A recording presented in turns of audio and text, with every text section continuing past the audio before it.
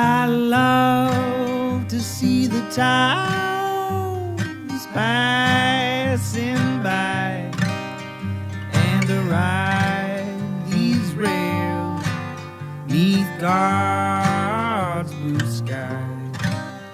Let me travel this land from the mountains to the sea, 'cause that's the life I believe He meant for me. And when I'm gone and at my grave you stand, say God called home your rambling man.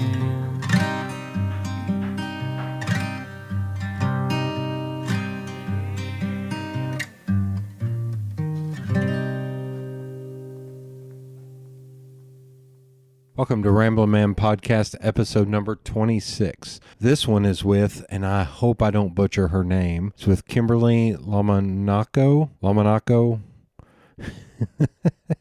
It's somewhere around there, and I apologize, Kim, with Glowing Body Yoga Studio, or Glowing Body Yoga and Healing Arts. She is now the co-owner there, and she and I sat and talked for a very long time. This is a very long podcast on yoga, though there is probably about 45 to 55 minutes that talk about the redevelopment of North Knoxville. So that part is actually pretty interesting, and the yoga stuff, you'll hear me fumble through stuff about goat yoga and cat yoga and all my inane questions. But Kim is very knowledgeable and has a lot of experience with yoga, so her insight is fascinating. We appreciate her being on the podcast. If you'd like to follow along with Kim or find Glowing Body, go to glowingbody.net, or you can find them on Instagram at Glowing Body, or on Facebook at Glowing Body Yoga Healing Arts. Or if you just search for Glowing Body, I'm sure you can find it. And then on Twitter, it's just Glowing Body Yoga. Give them a follow on all their accounts, and more importantly, go visit them. The sponsor this week, returning sponsor, inside joke sponsor, is Feral Giant. Feral Giant is a graphic design, illustration, and social media studio here in Knoxville, Tennessee, although they do work for people all over the country. If you need graphic design work, illustration, social media consultation, social media management, photography, videography, podcasting, writing, editing, pretty much anything, and their joke is they even babysit your kids if it nets them money. So how about that's what we do? You reach out to Feral Giant and ask them to babysit your kids. That's how they'll know that this ad works. And we appreciate Feral Giant being a returning sponsor. Go find them on feralgiant.com or on any social media at Feral Giant, FERALGIANT. And I understand that they have something in the works coming up pretty soon, probably sometime in January, that'll be interesting. Give them a follow, get them to babysit your kids, do it up. Thank you, Feral Giant. Without much further ado, here is Kim. I did have a good one with Dale. Do you know the band The Cult from the 80s and early 90s? Yes, where I do. I thought I pulled the look in her eyes when I was like, so we're going to talk about The Cult for... Yes, I heard that. She was just like, I think I could hear the look in her eyes, like through the sound waves. She freaked out a little bit. I'm going to go hard in the paint first. What are your thoughts on like goat yoga or any of these weird yoga forms? Oh God, Well, here we go. Buckle up. So we did host a kitten yoga class here. Many people would tell you that I resisted that for a long time. Okay. But it was a benefit. Okay. For the local animal shelter for Young Williams. Okay. And so the whole premise was that we're, raising money for the animals, for the good of the animals. So, I think that this touches on like a very broad topic around like what is yoga. Man, we're going deep. This is great Already. Yeah.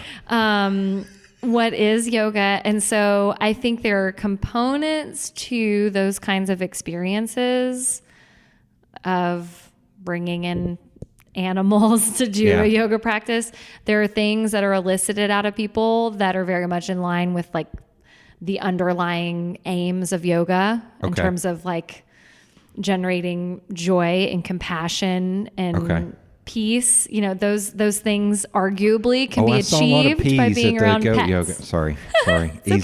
Easy joke. So from that perspective, I see the appeal. Okay. But I also have the alternate perspective of we are really, really, really good at creating distractions for ourselves. Yes. And kind of pulling ourselves away from the process of going inward and being reflective and like being comfortable with being alone with ourselves. And I don't know, I think an argument could be made that, you know, we're just seeking ways to not really do that by bringing kittens and goats into our yoga practice. The one time I did goat yoga, it seemed like half of it was trying to get a selfie with the goat yoga. Yeah, exactly. That was the first time I'd ever done yoga. Yeah. I bought a mat online, and I'm not a small dude, so I wasn't sure if the thin little piece of fabric would be enough. Yeah, sure. So I found one that was like foam or something. The only problem I didn't realize was every time I scooted, it made a little fart noise. Yes. And I was like, it's awkward. Damn it. It's Not awkward. me. I swear it wasn't me. You know, I will say that for all the critiques around materialism in yoga, it can totally make a difference what you practice on. Right. Like it can make a complete difference in your level of comfort and your ability to like stay focused and, you know, if your mat's making noise or if it's slipping or if it's contributing to you being unsteady, then and your whole experience is shot. So I did a thing this past year called 40 Before 40, where one of the things was to try yoga and do it more. And goat yoga was the way. I can't remember. I think I did goat yoga, which prompted the thing on there. I was like, oh, I can see doing that. Yeah. I was always worried about doing it because I grew up playing sports and have a lot of injuries. And there was one position that I did during the goat yoga session to where I almost couldn't feel my arm the next day, because it was the thing where it's almost like you're putting your shoulders on the ground, but you're stretching an arm up and underneath, and it's all the way. Well, I've dislocated my shoulders so many times. To then later on, I went and did a 2-week yoga session with a friend of mine. She goes to competition, but I went and did that with her, and we did that, and I was just like, I can't. And the instructor came up and says, no, you need to. I was like, no, I'm not. And she's like, okay, we'll stand and do this. I was like, I'm a big dude. I don't want to. Can I just sit here? Yeah. Like, can I just not be like, I was picked on a lot more as a attention. kid. I don't want more attention. Don't single me out. Yeah, please don't do that. Just pretend like I'm not here. Yeah. So I had to stand up and do some alternate. I was like, damn it. I don't. Okay, that's fine. That's fine. I mean, that is the fine line that we, especially in these formats of teaching where you've got a large group of people, right. They've all got their own like physical, mental, emotional histories, and you're trying to teach the same thing to all 10 people. And there are so many dynamics to be considered about whether people want attention or don't want attention, whether they want to be corrected or don't want to be corrected, and what that triggers in them, you know, because just offering like a suggestion for some people is going to set off this whole internal dialogue that makes the rest of their experience very, very difficult to stay present in. So as a teacher, it's super complicated, and it could be that one little thing, you know, causes people to just categorically say, yoga's not for me. Right. When in reality, like maybe it just wasn't the right day, the right time, the right teacher, the right approach. You know, there's like so many ways you can go about it. Well, and it's a weird thing in that like, so grew up playing sports. And so a lot of the stuff in yoga, I'm trying to think of polite ways to say this. on the initial smack to the face is oh, that's fruit, or Yeah, that's, sure. Oh, yeah. that's that, because grew up playing sports where we did do you know what wompies are? Mm-mm. That's where you run 5 yards, you slam your entire front to the ground, get up, you run 5 yards. Yeah, that sounds terrible. So it's the whole tough guy, stupid, Sure, machismo BS. So there were times in doing yoga, I was like, oh my God, what position am I? Yeah. But because I had done other things like boxing stuff, I'd learned how to center myself to be able to and that also came a little bit from basketball or baseball, where you just had to stop for half a tick, breathe. Sure. And then you can go. Well, yeah. I mean, that is a crucial part of yoga practice. And it can be found in many other domains, many other activities, I mean, realistically, the physical components of what we do in yoga are relatively new. Okay. I mean, we're talking last 50 to 100 years. Right. Most of the things that you are seeing right now in the yoga world are pretty new. Right. And a lot of it's derived from gymnastics. It's okay. Yeah. I didn't know that. Yes. Again, yes. I did no research. Yeah, totally. No, it's so, and I am by no means super well versed in yoga history, but I gotta go. Sorry. Yeah. But I have done a little research, and I'm well aware that there's really archaic practices, right? That are called yoga, where yoga began thousands of years ago. Many say about 5,000 years ago is where there were first images that appeared to be people sitting in meditation, and those are kind of the seeds of where they feel yoga started.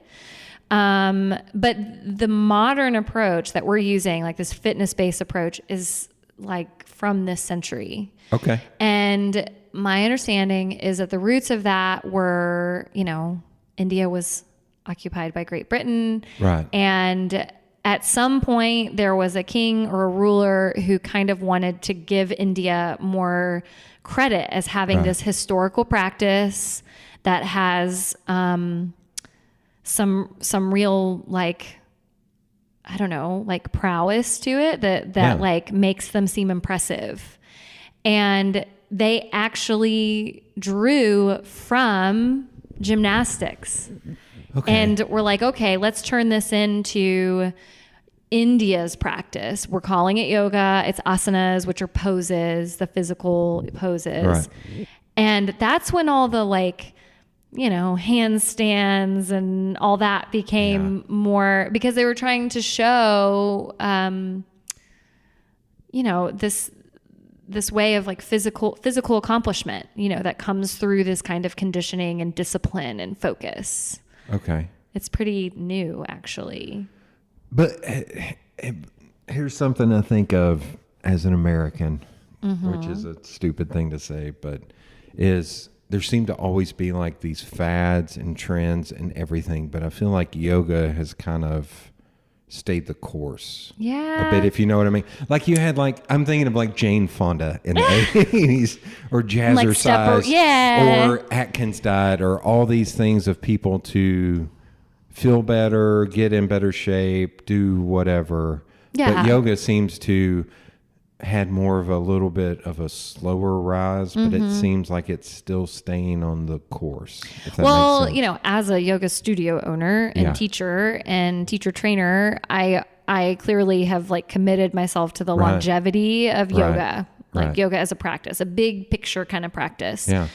And I certainly think, an argument can be made that this has roots in something very ancient. Right. It's stood the test of time. I mean, I think about, at its best, yoga has the same kind of potency as things like Chinese medicine and acupuncture. Yeah. There's a sister science to yoga called Ayurveda, which is the science of life, and it is a form of practicing medicine, so to speak. It's all based on lifestyle and nutrition and habits, recognizing our link to the natural world, and then also recognizing each of our individual qualities. Like some people run hot, some people run cold, some people need lots of sleep, some people don't need lots of sleep. And it seeks to help you tailor your lifestyle and your nutrition, all that, so that you can be healthy, basically, maintain health. Well, both physical and mental. Well, and that's the thing. It doesn't discern. That's the thing, especially about Ayurveda. And I know Chinese medicine follows this line of thinking too. You cannot separate out, the health of your digestion and the health of your emotional processing. They are linked. Okay. That's like the underlying philosophy of Eastern health approaches. Yeah. And it's gaining credibility. I mean, that's in our modern healthcare system, it's starting to be understood that mind-body connection is hard to quantify. Yeah. It's hard to capture, but it totally holds water. So as far as the credibility of yoga, long-term, bigger picture, I think that has proven itself and is here to stay. Right. But I also think there's all sorts of ways of packaging and approaching marketing yoga to try to get someone like you who might be really wary about trying yoga to say, oh, well, I mean, I'll go play with some cats and do it on a yoga mat. Like I'm going to expose you slowly through these ways of doing it, which gets a lot of criticism. I'm going to hook you into this like a fish. Well, other people, like a more, I know. Like a more generous way to describe it maybe is just I'm going to meet you where you are. And a different type of class may seem way too intimidating, way too esoteric, whatever. Yeah. And so sure, if I can get you to come do yoga in a brewery and you drink a beer afterwards and that feels right for you, then that's better than nothing. Yeah. Alliance does that where they've partnered with, I think it's Landing House, or maybe my friends just go to Landing House afterwards. Oh, yeah. I don't know if Landing House is part of that. I'm familiar.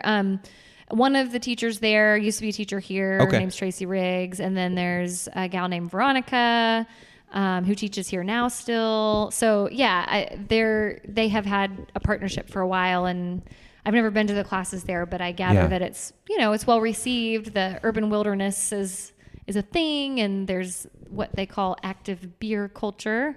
I hear, I don't know, I'm not part of it. That's a big thing with Adam and the crew over at Alliance. Yeah, the active beer culture. Well, and even there for a while when the Central Collective first opened, they were doing it on the rooftop. Yeah. One of our teachers was there doing that. Yeah. Mm-hmm. Was that Jen Coffin was doing it at one point, but there might have been somebody else. Leslie. Yeah. Yes. I think, I don't know Leslie. I think she moved away. Yeah. I don't know her personally. I do know. Yeah. I know who she is. Yeah. Yeah. Her and her husband came over and hung out on Dale and Sean's porch one night. That's kind of why I remember her. Yeah, sure. Yep. Okay. Yeah, Hops and Hollers has had classes. Yeah. There was a class at Elkmont at one point that was a benefit for something, Postmodern Spirits does it. Yes, they've done it too. But I think some of those, it's a mixture of trying to get people in, but it's also if you look at Postmodern Spirits, they have that big open area. Yeah. To where it's we need to do more stuff here when we're not brewing, so I think that's part of the innovation that, entrepreneurs these days and establishment owners are starting to recognize is, I entertain that in our space because I don't know if you noticed, but we have a fair amount of space here. Yeah. I don't know if you realized when you walked in. Yeah, this blows my mind because I've only been into Magpies, and Magpies is so tiny. Yeah. And I've always wondered what was up on the second floor, and I never thought to ask Peggy. Peggy would have totally been we've got 3 treatment rooms, and then this little classroom that we're in right now, which can sometimes be a treatment room.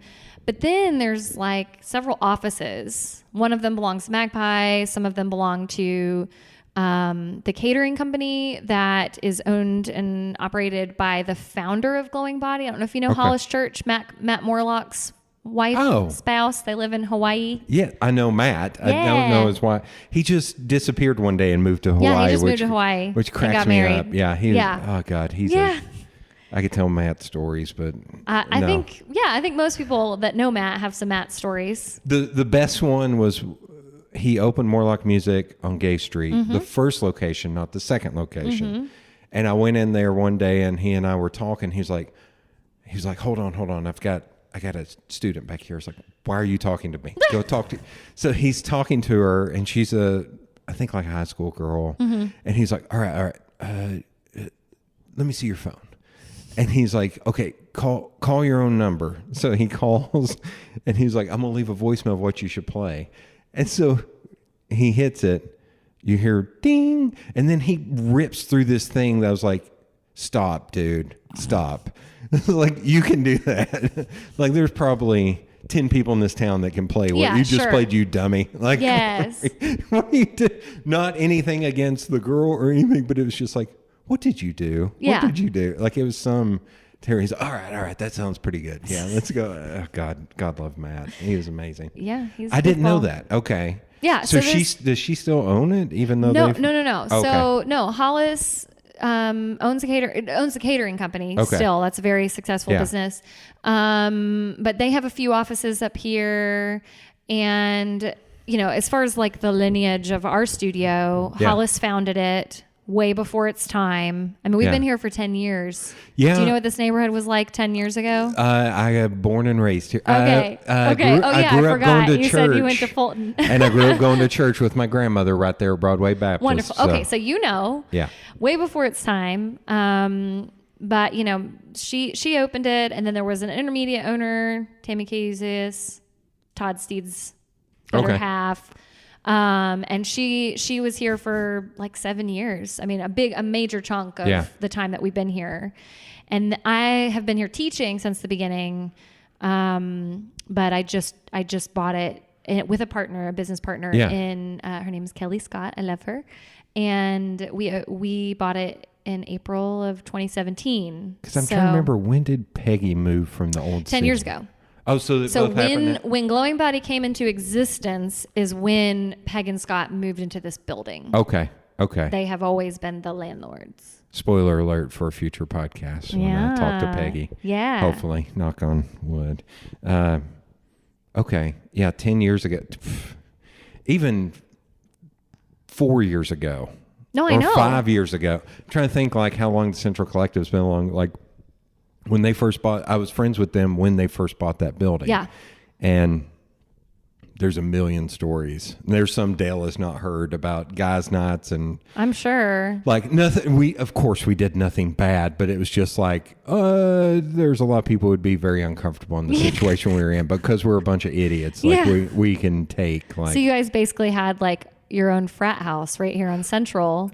No. Okay. During the time. No. I got to tell a story to justify myself, and now it's going to go down on record. And, I feel like making a very poor joke, like hooker Americans. Yeah. I'm sure hooker Americans are people too. Sure. I'm kidding. But we were in there. It was when the building was still a disaster. Sure. Like I couldn't walk on the roof where the deck is now because it sunk when they walked on. And they're like, no. Tetanus City, like it was so bad in there. We used to play basketball inside because we're dumb. But there was one time we had a guy's night. He had a grill. We grilled out burgers and hot dogs and sat around and BS'd. And there was one point in the night where a hooker walked up. Oh yeah, sure. And was just like, hey, so what is this? And just started looking around and we were like, oh, this is this building. Cool. It's a good thing you're here. I know you're here. Can I charge my phone? Yeah. So she went back there and Sean was like, just right back there. Yeah. Like, he's too nice of a guy. To say no. Yeah. And so she went back there and charged her phone and left and was complaining. She was like, I got to run these girls off. They're in my territory. And I was like, wow. One of us could be a cop, and you just... Yeah, I don't think that really matters much around this area. Am I too... Oh, there you go. And but then, so we keep on, that was weird. We keep going. She comes back up at one point, and we're like, And Sean was like, do you want any food? No, I don't want any food. Okay. And so she goes back and she checks her phone, and then she leaves her purse there and then leaves. And so we keep going. It gets down and people start leaving. It's down to 3 of us. I think it was Sean, Dave Williams, and I. We're standing there. And Sean, this is one of the funniest things I've ever, moments of my, he's standing looking outside at the garage door. And he goes, I gotta go find this hooker. I just started dying laughing. I was like, do you know what you did? He's like, yeah. And right around that time, here she walked around the corner. I saw cars leaving. I need to come up here and get my stuff. And he was Oh like, my gosh. Yeah. It's So he time. walks in. She proceeds to put her hand in every single bag of chips. He's like, you can take those. You can take those. I don't know. And so she grabs her stuff. He's like, she's like, I'm so glad y'all around. So when are y'all here so I can come charge my phone? Oh, He's like, we don't really know. And we're not like, so the Fulton side of me, when it got down to 3 people, I turned to him. I was like, I'm not leaving. Yeah. We're all 3 leaving at the Gotta same leave time. together. Yeah. Because there could be a pimp. There could be, we Sure. don't know. Yeah. Like, because I grew up over here. Yeah. I know better. And then, I don't think Dale's ever heard that story. So I hope Dale, please don't listen to this episode.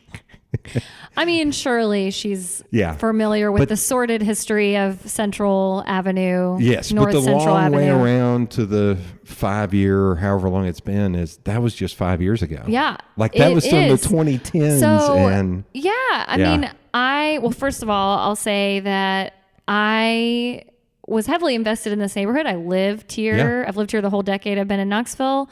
I mean, like right here, in the historic district. Okay. And I've worked at Glowing Body for all 10 years, managed the studio, all that, very invested. And I cannot say that I ever recognized that that building was even there until they started working on it. Oh, for sure. And then all of a sudden I was like, oh, like there's a structure there. And wow, it looks amazing. I mean, I don't recall the before at all because No. they're just on this stretch of street. There was so much blight that it just kind of blended in. Well, and a good example is across the street. Yeah. Right over there in Brown Appliance. The Brown Appliance, yeah. That place on the corner, do you know what that used to be? The little white building you're talking Yes. about, teeny tiny one? No, maybe I've heard it. I don't I remember. want to crack it open and go in there because it a was lot of people do. It was called a Blue Circle. It was a restaurant. Yeah. But all along the front is all glass and countertops to where you sit Oh and my look out. gosh. So when one of these days I'm going to go to Colleen and go, I want you to put something in, Colleen Cruz, and go, Well, I want so you. I think Tomato Head owns that. so Tomato They Head own the and Browns Flower, and that white building. right? And Yeah. they, from what I have heard, Flower Head is going to start producing their Brown Appliance, and Sure. they're going to start. I love my city. Another brewery because Yeah, we I need know. 6 within a mile. Yeah. How do you think as a yoga studio we feel about 6 this? within We're a like, mile. great, we're in the. But I've heard they're just going to use that for storage, which seems like such a. Don't tear that down. Please turn that into something.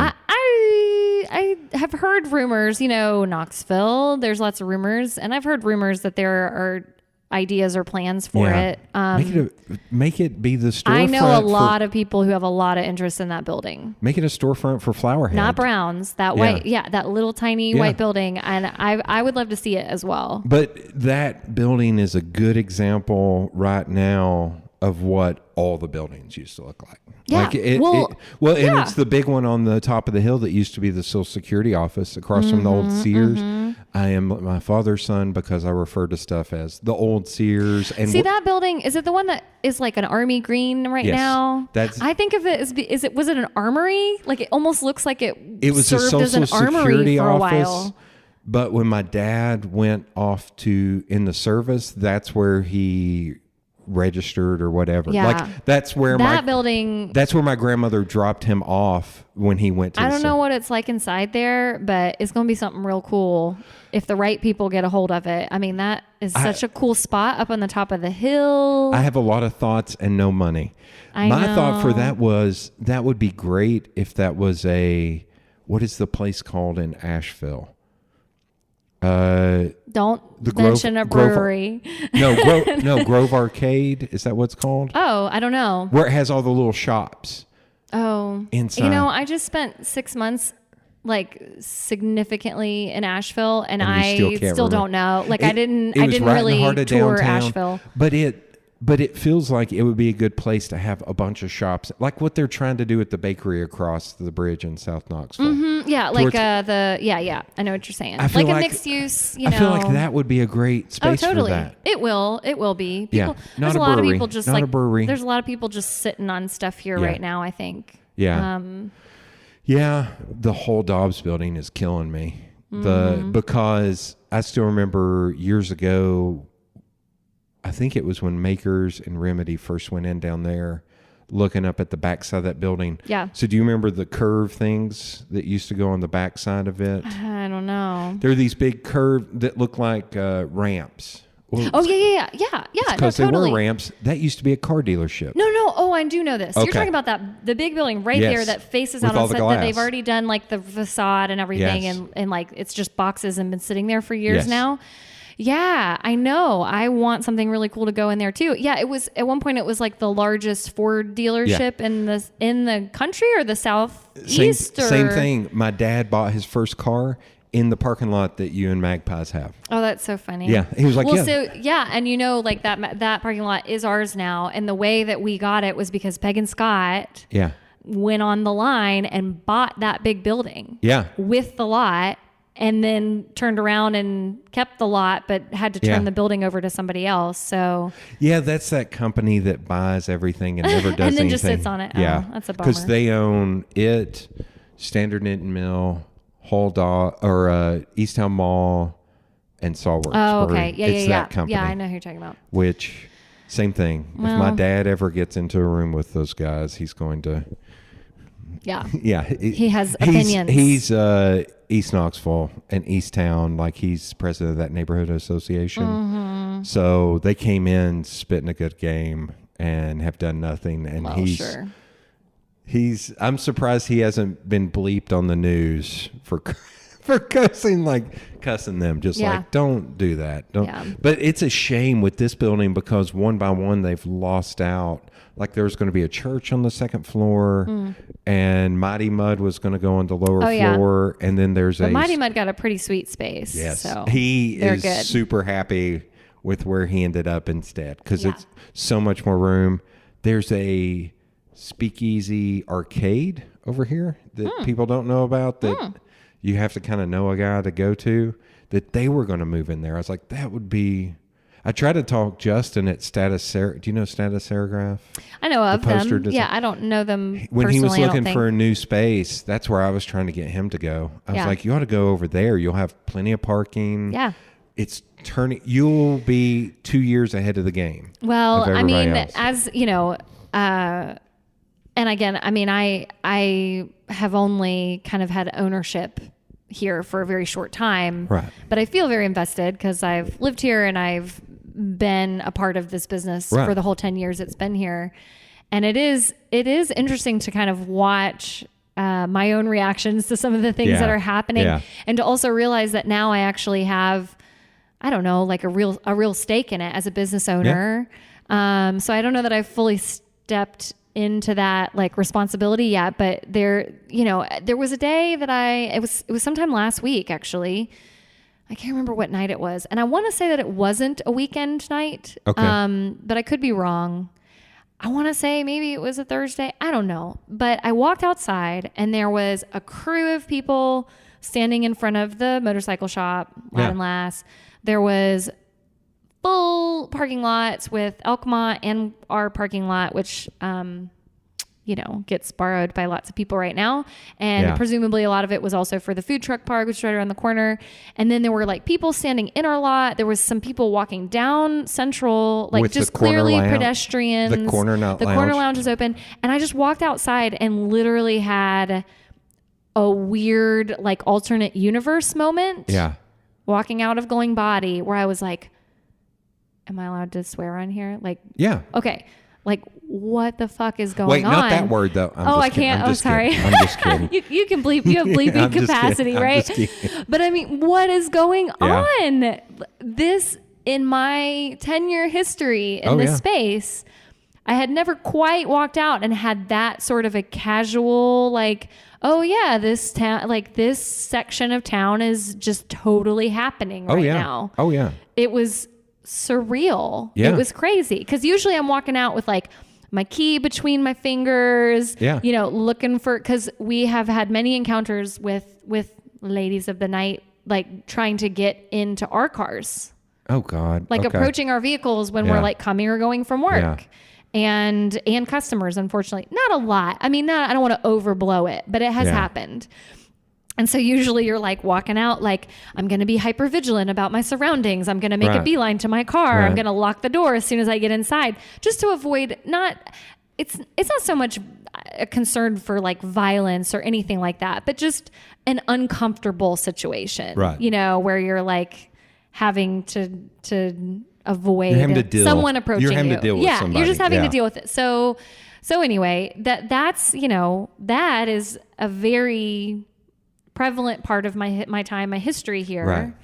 And then to walk It's 10 out years. and I'm like, there's Yeah. like lots of happy socializing, Oh, like yeah. just out for the night people And it's- right here outside our door. It's crazy. And it's nobody being drunk dicks. yeah, You know, it's not, yes, it's you're right. The motorcycle people being very enthusiastic about their motorcycles.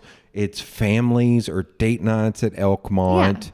It's, you know, a little bit younger people probably at the food truck park. Yeah. And then the old crowd at Corner Lounge who are reminiscing. Like, I am curious, since you went to Fulton, though, like I am a little concerned about it becoming like not colorful enough. Like, this is probably unwise as a business owner, but I've always felt I don't necessarily have a strong desire for like the hookers to disappear or even like for folks that have so much to say about the homeless population on Broadway, which is just a stone's throw from us. Like, I feel very conflicted about the idea that we're like pushing people out. Yeah. I mean, it's... Yeah. Have you ever done any research? I don't like that. There's some weird... If you ever want to go down a rabbit hole on something like that, look up the Civic Coliseum. Okay. Because like when the Civic Coliseum, it pushed out a lot of black people in that area. Yeah. And it's still... Like, there's still some people like, that was some bullshit. Like... I'm There's sure. still some people angry about it, and I completely understand. Here, it's a funky thing. Like, I think what I'm more have an issue with is some of these people around here. I make fun of rich white people a lot. Yeah, sure. Rich white people who buy something very cheap. Like, I happen to know there's a building over here that... It was owned by the same people who owned it from the beginning. Mm-hmm. The husband passed away. The wife was old, and she wanted to sell it. So let's say she sold it for $300,000. Yeah. Big building. Yeah. Whatever. The developer did not do a thing to the building and immediately put it on the market for $475,000. Yeah, just because they have the savvy to be able to wield. That I worry about because I think you're losing out on... somebody good to go in there and do something. Like Dale and Sean don't have a lot of money. Yeah. So when they bought that building, it was... They're all in. Yeah, it was a risk. Mm-hmm. I think a concern I have over here is it pricing out. I don't want... We're never going to be Nashville, knock on wood. But I'm glad about that. I look at stuff like that and say... Fan. Hey guys, this is not the Knoxville way. We need to be a little bit more like, but we need to keep. I will not use the term scruffy. I hate the term scruffy. I know. Because I also did not. That was not a thing growing up. Yeah. Somebody just started that in the 90s. I was like, no. Yep. No. But yeah, that's the bigger picture, long-term thing that I see as the bigger problem is it getting priced out to where a good example is downtown. Sure. So it was recently announced that Wild Wing Cafe is going on Gay Street. Yeah, I saw. And I almost shared it and went, we don't need to turn into Gatlinburg. Yeah. Because I that know. is not good. But then somebody pointed out to me and said, it's good that Wild Wing is going in there. Because then all the people who crowd all the restaurants on like a game day We'll are go to going to Wild go to Wing. Wild Wing. And now we can get into a decent restaurant. Yeah. I mean, I guess I don't know enough about like smart city planning, and I don't, and just the way markets work and Right. things like that. Like I don't, and I've slowly started to gain more interest because now like I find myself a business owner, which Right. wasn't really planned. But it totally loops back to my way of thinking, and in terms of just being like, I mean, mindfulness, like Right. being mindful and strategic and skillful about how you think forward to think Right. forward in your planning. And, I don't know, it's piqued my interest more and more. And I start to see how, these like very internal strategies that I'm trying to cultivate for myself can start to the scope can get expanded, and you can start doing it in communities and Right, neighborhoods. right. And then you start talking about politics, and I'm like, whoa, that's a whole leap And for me mentally, from like initial mindfulness practice to now thinking about, oh, like this is why people get into social justice and politics and, any number of things that are aimed at keeping our communities accountable Right. and diverse and, I don't know, like rich, So I think- rich in culture. because you asked, okay, so there are two things I'll touch on Okay. for my history. From what I remember as a kid and growing up, most of this area was poor white people. Yeah. Because I hate to say it, but it was the projects, it was Western Heights, it was either East Side or projects is where black For people of were, color, yeah. were black. Yeah. And so I understand what you're saying about this being less colorful, and for me, I look at more of like the wealth inequality side. Well, and I guess I also, when Yeah. I say diversity or even colorful, I don't necessarily mean Diversity like of skin character. color. Diversity I just of mean character. like, Yeah. I actually personally have benefited greatly from understanding that there's a very large homeless population. Oh, here. yeah. Oh, In terms yeah. of my awareness of the realities of the world, Yeah. because I grew up in a suburban / kind of rural area right outside of Charlotte. Yeah. And I had never actually seen, sex workers on the street. Like never. I've seen it in movies, but I haven't seen it in real life. And I definitely recall, it's a very distinct memory for me. The first time I was leaving Glowing Body in Yeah. the evening and was like, oh my gosh, I think that woman is like trying to sell herself. Like, Oh, yeah. it was huge for me as, Yeah. as a sheltered middle-class white woman. Yeah. And so that's kind of more what I mean. Like, Okay. I think I don't know. I just think it's healthy to like have those sorts of encounters on a regular basis, Yeah. not just this one time I'm that not you go giggling to at a that. city. It's Catholic used to be on Magnolia where Pellissippi is. Mm-hmm. And there was a kid I worked with when I was in college. I was working at Taco Bell, and one kid who went to Catholic, and he said the hookers used to stand across the street and catcall all the young boys. Yeah. And he would tell me what they would say, a lot of which I will not repeat Sure. on this podcast. Like, it was so, and he was just like stressing out. And here I was, like, still a kid, like 19 or 20, just laughing at him, going, man, you got a lot to learn, man. You got a lot to learn, man. It'll be okay. Yeah. It'll be okay. As far as pushing all that out, yeah, that's a struggle over here. Like, I think it's more, I haven't really, I don't know if what I'm going to say is going to make sense. I feel like what I see over here, which is not Glowing Body, which is not Magpies, not anchors in this Yeah. area, but I'm seeing other places that shall remain unnamed where I feel like it's co-opting of coolness. Does that Sure. make sense? Oh, yeah. To where it's somebody that's like, oh, yeah, I'm going to dump Well, $500,000, which I'm No. sure both of us Well, can mention one and place and we won't say anything. again, I haven't had ownership here, Right, but I right. feel invested in this area because in the whole time I've lived in Knoxville, this is where I have placed most of my efforts and attention. And there have been moments of like, I don't know, I'll call it like crotchetiness, where I'm just like, what are you people doing here? You know, we've been here for 10 years. Yes, exactly like that. Like I want to go outside and shake my fist like, you know, don't you realize that we've been here like scraping along before this area was cool? I call that being persnickety. Yeah, I'm getting persnickety. it is. It is, and I say that very respectfully with the knowing that like I haven't had real skin in the game until just a year and a half ago. But you've been over here for 10 years. I have. Like, but it's not like you just moved here. I know. Like, well, and you know, even if you had just moved here, it may Yeah. not be your fault that you haven't been here for 10 years. If you could have been, you would have been, you know, I get it. It's a fleeting moment. But it is a thought that has come up in my mind of like, if you had only seen what it was like 10 years ago, you know, but like. I think you're on the right path. I think there's a lot of times I buck up because I'm from here and I know what the mentality is.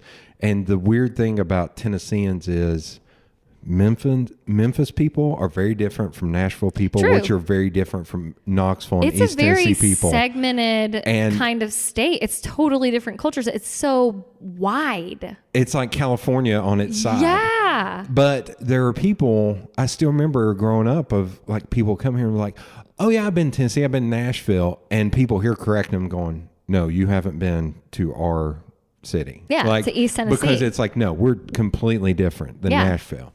They're hoity-toity. Like that's how it was seen.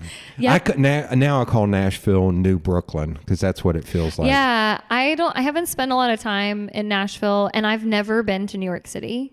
Oh, which I feel it's as like amazing. a somewhat privileged white person that hasn't been to New York City, like, you know, that I have yet to. Get on kayak. It's like a coming of age. Plane ticket for $150. You know, I've actually like discussed and even made tentative plans to go many times, and it's never materialized. And I mean, I'm okay with it. Like it doesn't make me feel inferior or anything, but I just realize like, this is like a major, like the major cultural hub for a lot of people. But anyway. Yeah. It's a weird thing about if you go, you need to plan on going back in like 2 years because you'll get all the crap out the first time. Yeah. And then the second time you go, that's when you're going to find the unique stuff. Because I've been 4 times. Yeah. I think that's part of like, I've never really been interested in seeing the big landmark spots. Oh, yeah. Personally. Yeah. I'm not interested. So.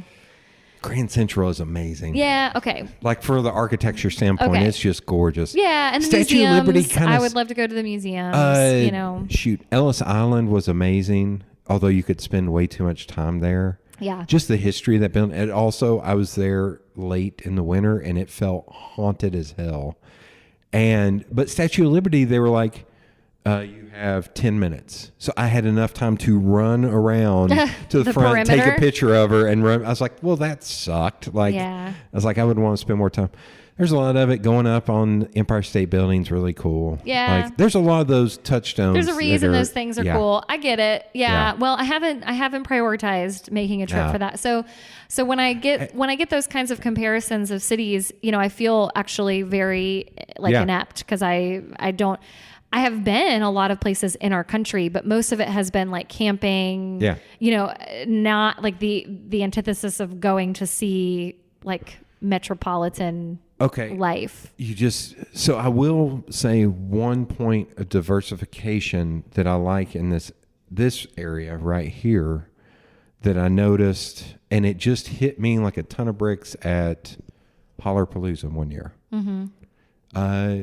That people can be openly gay in this part of town. Yeah. Because growing up, like when my dad was a kid, my grandma was like, "You don't go over to the Holler." Like there was a pool hall, like it was rough as hell. That's part. So I was in Hollerpalooza and I saw a lesbian couple walking around holding hands, and I almost went up to him and went, "That's what I'm talking about." High five. Hell yeah, man! Like I was so. Well, you know, probably. I mean, I don't know. Yeah. But I would imagine the presence of XYZ makes a big difference. XYZ and Magpies. Like Peggy has done a lot. Yeah. Oh yeah, of course. I still remember she she had the pride flag hanging up. This was like 2 years ago. And somebody came in the store to buy something, got offended, went and gave her a negative review on Facebook. Oh, yeah. People. And if you go and find that thread, it is the funniest I'm thing. sure. The people just taking down that person of just like. I'm sure. And also, just a little bit outside of here is, the Pride Parade is insanely. I got to march in it this. That was another 40 before 40. And it's an insane amount of people. Yeah. That it's just like. In the comparison thing, I always argue against, well, you can't compare it to anything. Sure. What we every are, place is different. Yeah. because you can go to halls and still worry about if you're with a black person that you're going to have a cross burning.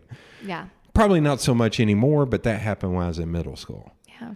But then you can come over here and get drinks and crappy cheese fries at 2 a.m. at Club XYZ. Or then go over to Jackie's Dream in East Knoxville and get hot chicken. Like, I don't know. But that is one thing I noticed more recently that I was like, good. Yeah. This is going on the right path. that is, yeah. And that's, I guess, yeah. I am excited about that. I'm hoping, I have a lot of hope for this little Knoxville pocket. Yeah. To be and the brewery thing, it gets me a little down, I'll be honest. Like, not bashing people who I'm love trying to count. beer, love craft beer, like, to each their own. But I just think there's so much potential to kind of live up to being quirky and eccentric, and like we could do that here in this little pocket of Knoxville. To me, seems like the prime spot for it. Yeah. Just outside of downtown. South Knoxville's got the urban wilderness thing that sets the tone. Also awesome. Yeah. I'm just saying, for like the history of this South place, is so residential, though. That's some of the problems that's the thing. we And that's get what I'm into. saying. Like, for actual so-called urban, can we call this urban? Yeah, this is urban. Okay. I just I feel went like to Knoxville's Fulton. so small. Yeah, this is. I still so- call Fulton more of an inner city school Well, because it's true. Central and Halls were north. I gotcha. We weren't north. I got you. Yeah. That makes sense. Well, so yeah. So I mean, in this little urban environment, like, where else could we have that kind of? I don't know. I think this is the place. Yes. And you do have the staples like Magpies. Yes. Which is really like an example and like beacon of carving out a path as a mom and pop shop. Oh yeah. And even still Preston over at the showing Metalwork shop. your commitment to art and culture, and Preston, same thing. Yeah. I mean, it's amazing. So I would really like, and I mean, you've got the great things like this Stripe Light. Yeah. We have the beginnings of an arts district. Yeah. Some people refer to us already in that manner. I feel like no disrespect to the artists who are here, because they're all phenomenal. Yeah. But I don't know if we've achieved that yet. I think part of the bigger problem here is getting people to respect art more and respect fine art and higher end art more. Yes. And I think part of the struggle over here is back to the wealth inequality thing. Like, you have West Knoxville is a city unto its own. Oh yeah. And totally. And a lot of the people out there are the people who would purchase higher end art. And then you got the people in the area that are working people who are just like, I can't afford to pay $1,200 for. Yeah. So that's a little bit of maybe even a contradiction in my thinking, because of course I was talking about wanting it to still remain affordable and. Yeah. Yeah. But yeah, that is a challenge to that. And that's a weird thing of me being involved in art since like 7th grade and going to Fulton, and then knowing people now who come from like fine art backgrounds, and they're like, well, I did this piece and it's worth $20,000. I was like, you're high. It's like, you're out of your mind. I was like, hold on. Give me 10 minutes. I'll do that. Yeah. And I'll sell it for $20. Like, I love picking on them because I was like, your whiteness is showing. Like, I like making fun of my friends like that. Ego. But it's, I think the biggest, and this is something I think Sean and I have been talking about since they bought the Central Collective. We need more restaurants. We need more restaurants. Well, you know what's interesting is I don't really know about markets and all that business economics. Like I really don't. But I do feel like, and I have heard this before, which makes me feel kind of valid in my perceptions, that we have, like, for how small downtown is, we do have a high concentration of, like, downtown, chef-owned, yes. I just mean this area. Yes. So we do there, but then once you get here, and I think you've got 2, right? We've got Flats and Taps. And flats and Taps, yeah. And that's it. Yeah. Well, and you have some places like Wild Love for the morning. Yeah, which I love. Yeah, Wild Love. Oh God, yeah. I did see a woman and 3 kids walk in there one day, and they got all their stuff, and then I heard the cashier go, "That'll be $75." I was like, "Holy shit!" I wonder. I was like, "Oh my God!" At that point, I wanted to go back there and find Meg and give her a high five. I was like, "Good for you! Yeah, good for you that you just got somebody to come in here and pay $75."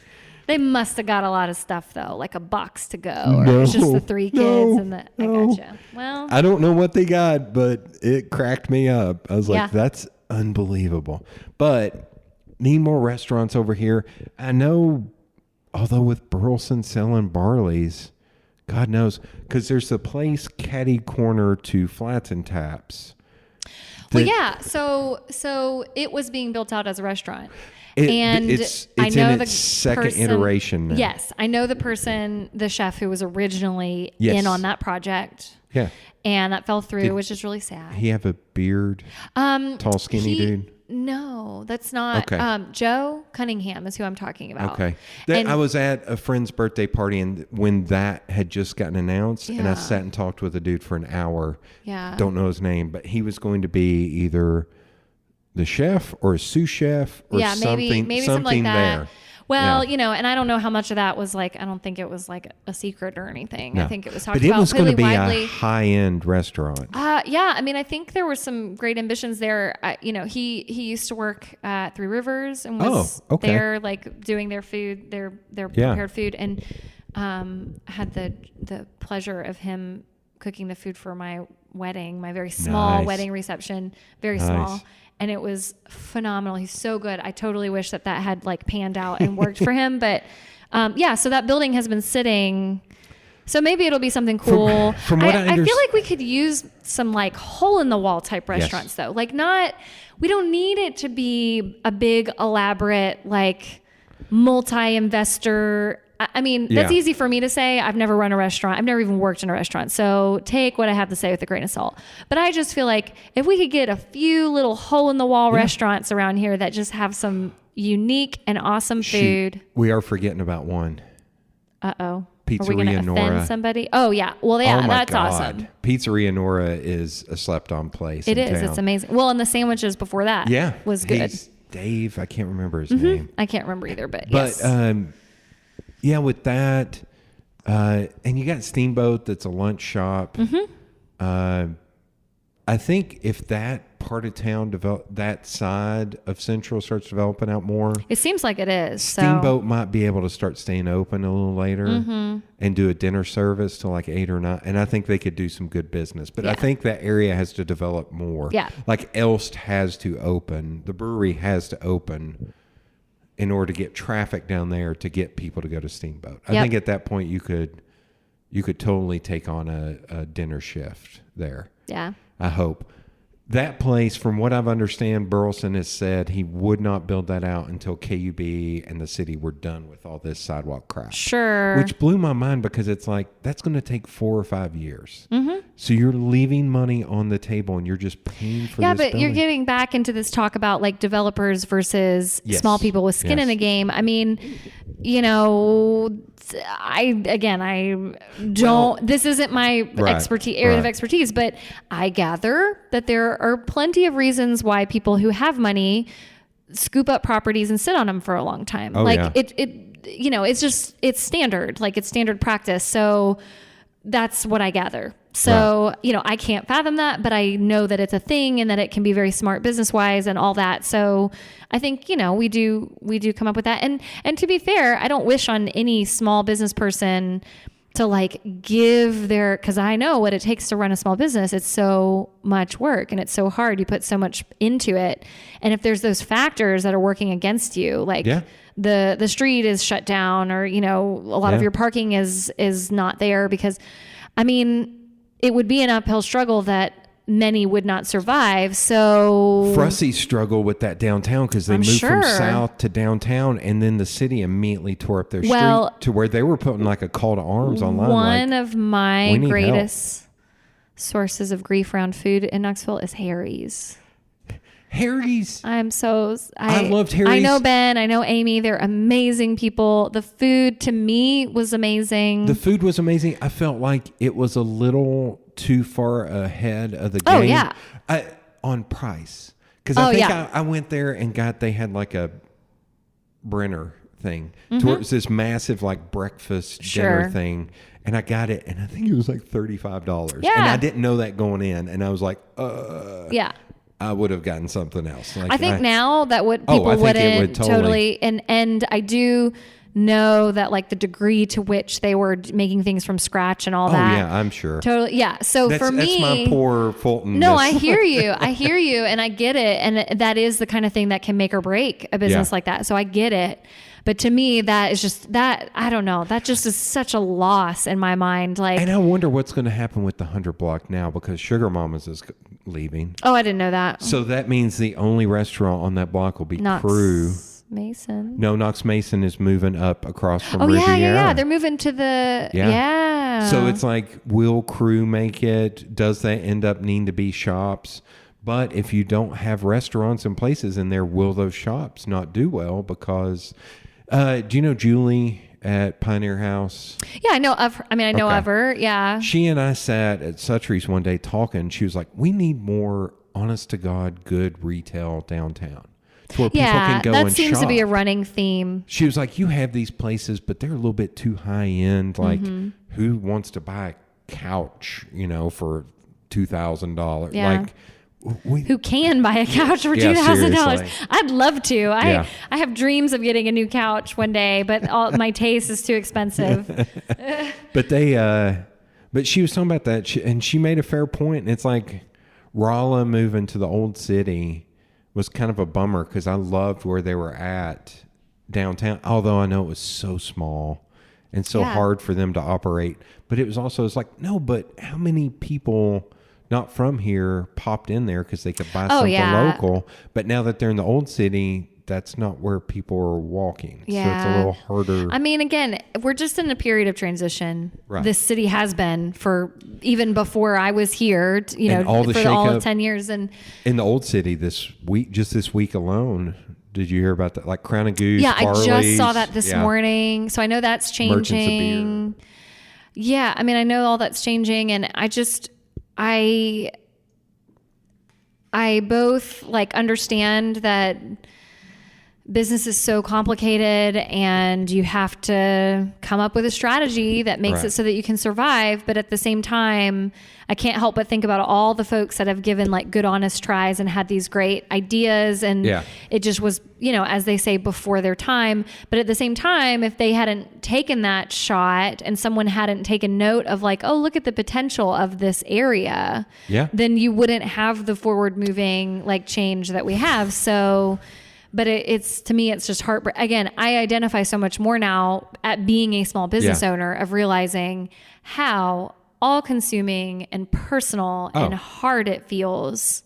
You know, you are on your own in a lot of ways. And there's so much pride that you can take in it, but then it can also totally break you down. You're doubting, you know, oh, I had this great idea, I thought, but now look, it's tanking, you know, like I've been doing my own terrible. thing. Been doing my own thing for 2 years and 2 months at this point. And there are days where it's like, I'm just not going to get out of bed. Sure. I'm just going to lay here and just, I will say one good thing. He's a former boss, and where he went politically drove me nuts. But I kind of like the direction that Randy Boyd is taking Mm-hmm. the old city. I'm hoping he's going to wrestle it away from the dude who currently owns the old city. Yeah, it sounds like there's been some like Seeing that article and saying, oh, his two boys are the ones running. That's interesting because Thomas did a great job with Old City Wine Bar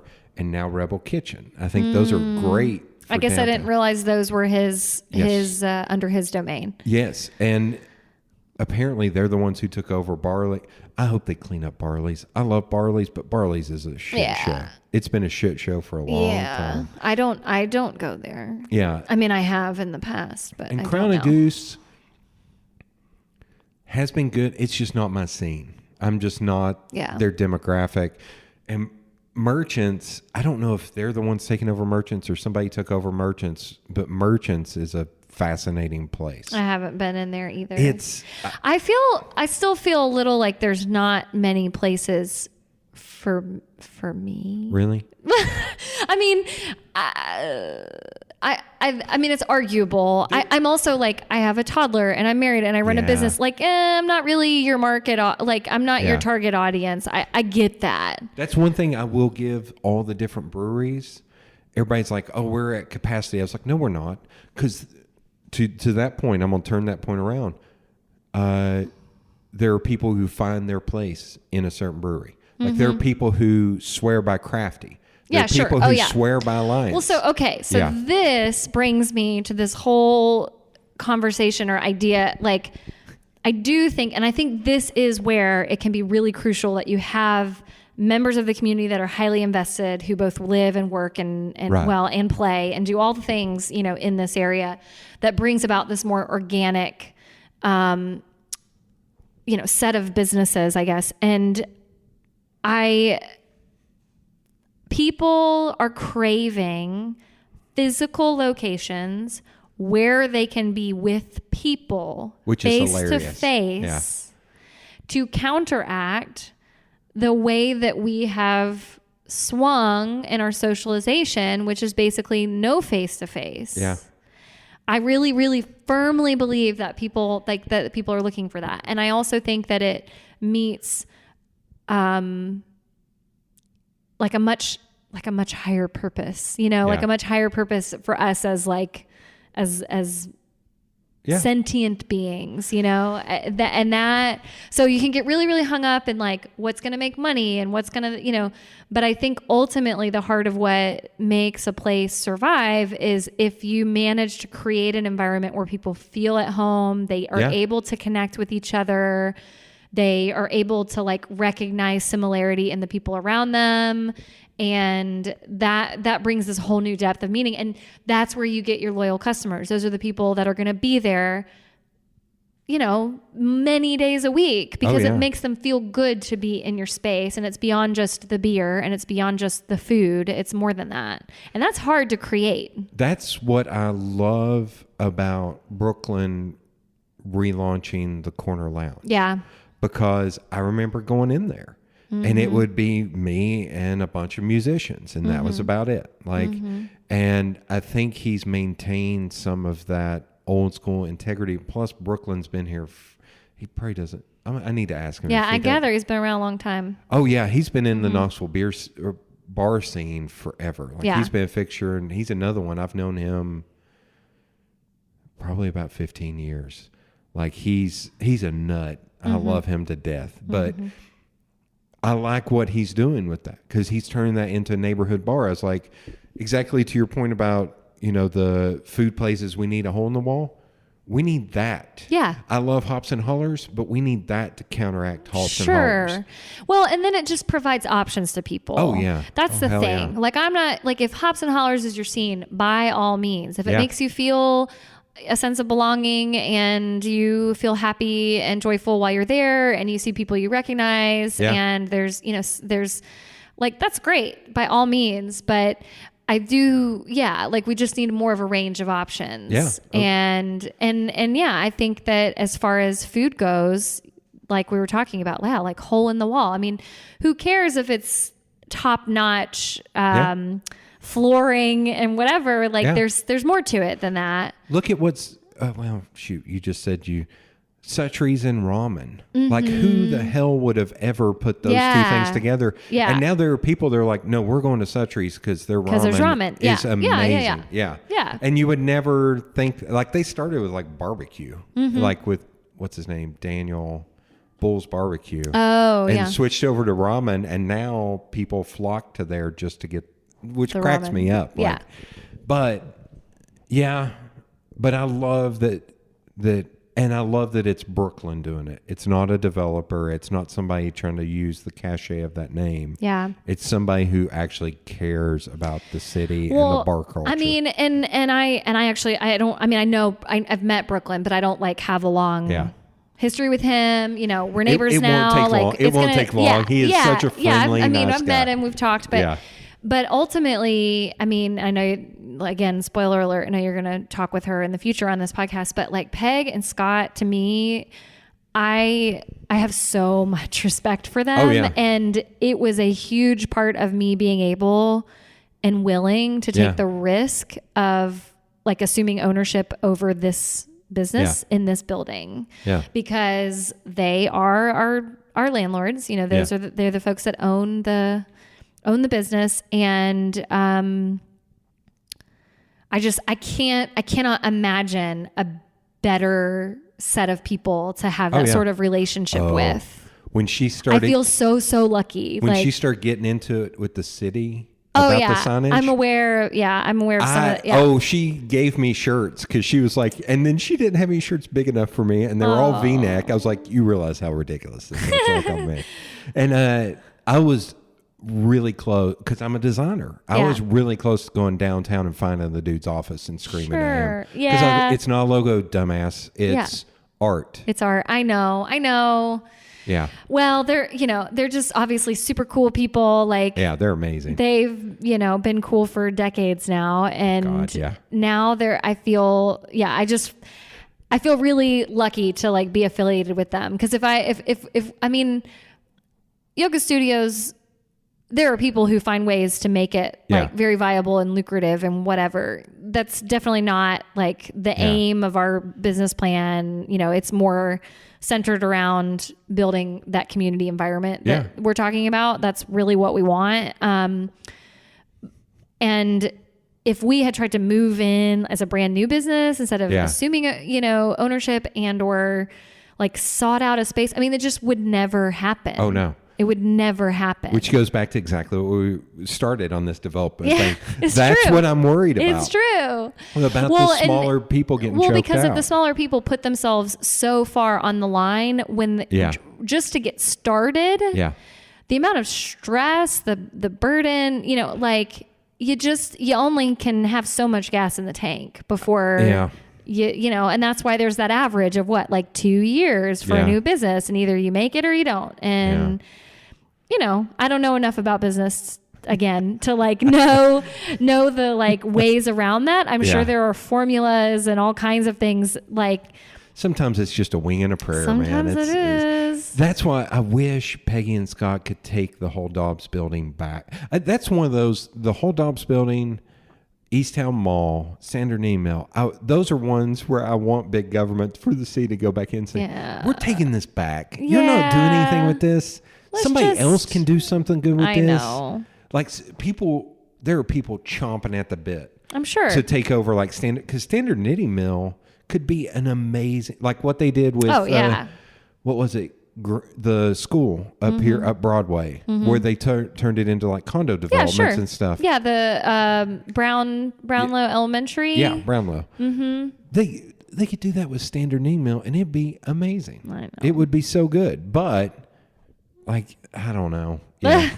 That gets driving me nuts. If only they would put us in charge of this decision making. You and I, we would sort everything out. My funniest analogous. Oh God, that's a weird turn of phrase. Funniest analogous story is that I smoke cigars. Mm-hmm. So a buddy of mine are sitting on his deck smoking cigars, and it's right when Patrick Sullivan's closed. And he and I spent 3 or 4 hours talking about how we could turn Patrick Sullivan's into an amazing scotch, Yeah. bourbon, scotch, wine, and cigar bar. Yeah. To where that would be the lower level. Then the second floor would have been like a VIP to where people paid an annual membership and you could go, big plush chairs, all that.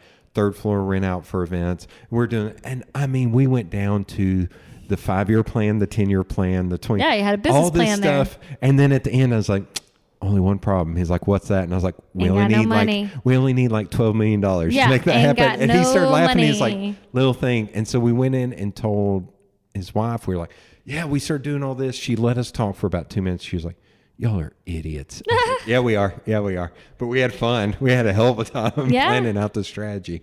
That's what, like, Whole Dobbs and a lot of those spaces I look at, and I was like, man, there's so much that can be done here. Yeah. There's so much that can be done here, and it's a shame it's just sitting there.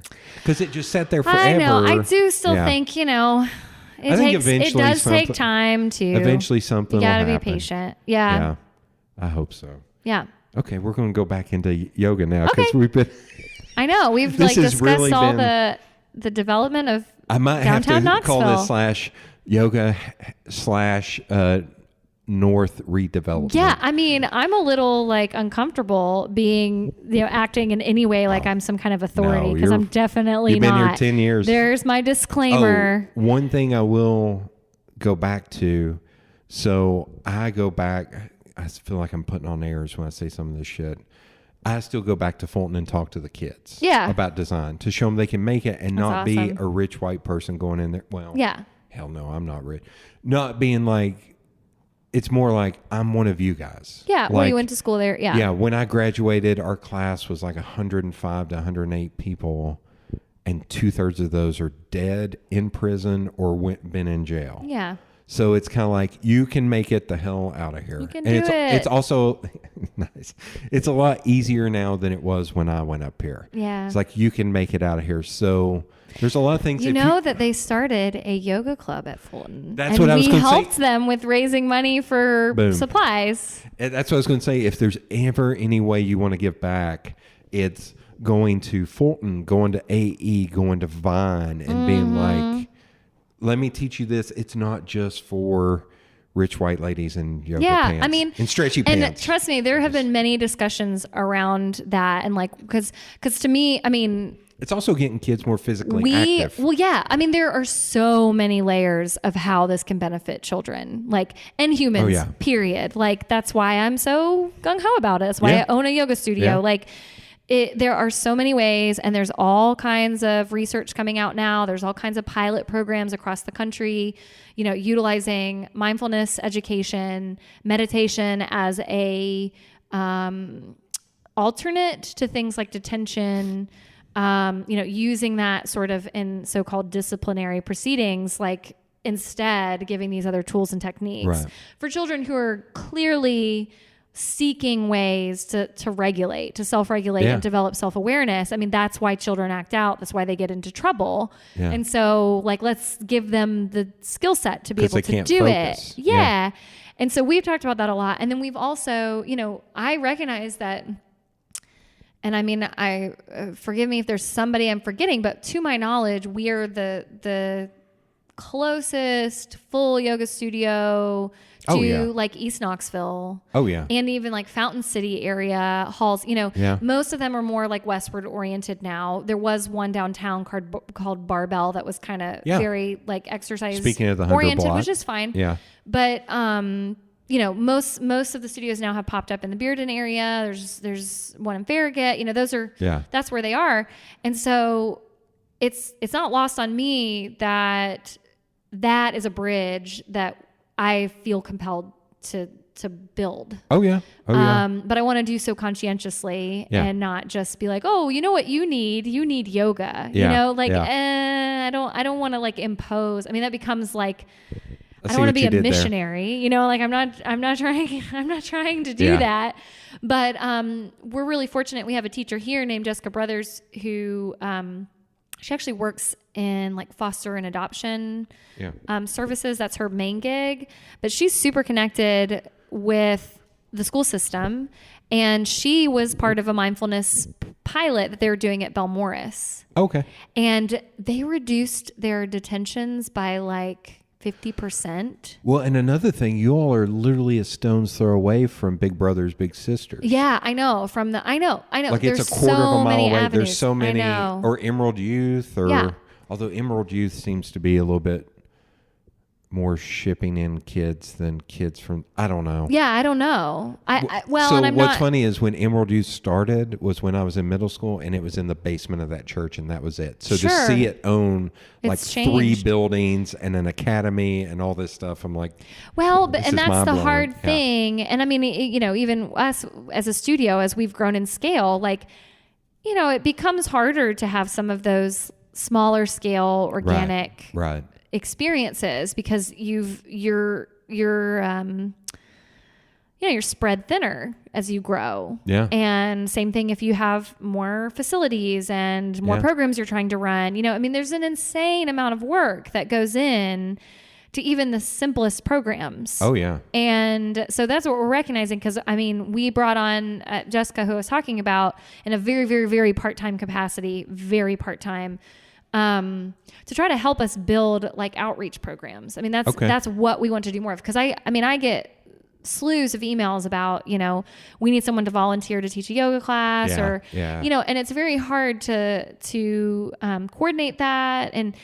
But it is a desire that I have. Like it is a thing I want to do, but there's a lot of moving parts and it gets hard to like find teachers who can commit, and often there's not compensation involved. And even if in their hearts they want to do it, it means they have to get a babysitter and they have to pay for that, or it means that they have to take off from work, and that's hard because a lot of our teachers aren't full-time yoga teachers. Okay.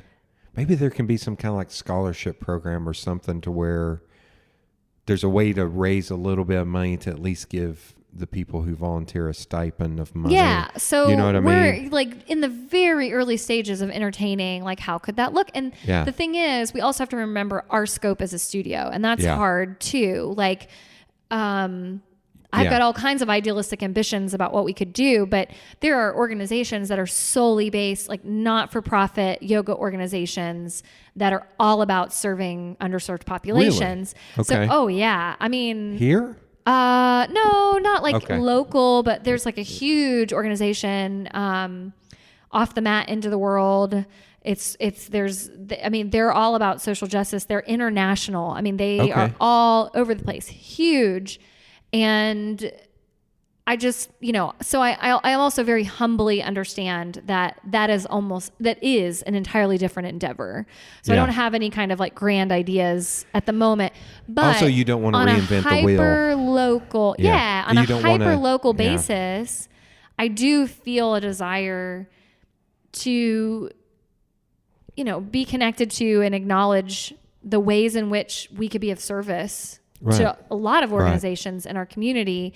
And so we're trying to figure out how we can do that and make it sustainable and again, not going in and saying, hey, you know what you need? You need yoga. Let's come to you, and here's our structure, and either take it or leave it. Like, we don't want to do that. So like going into like Big Brothers Big Sister and say, okay, what kind of physical activity programs do you have mapped out? Yeah. Is there and how can anything we fit with that? Yeah. Because if they have like a gymnastics or something, then it could also tie into that or piggyback. Yeah. We're just brainstorming. That's I know. What we're doing I here. like it. I like it. I think that's an interesting thing that people either think, oh, that's a good idea, and then just keep moving, or they do it once and they've checked that box and they... It is. I can't say enough about how much dedication it takes. Oh, yeah. How many resources it requires to get anything to happen. Oh, yeah. In the world. Oh, like big picture thinking, for you to have an idea, have a concept, and manifest it, bring it into existence.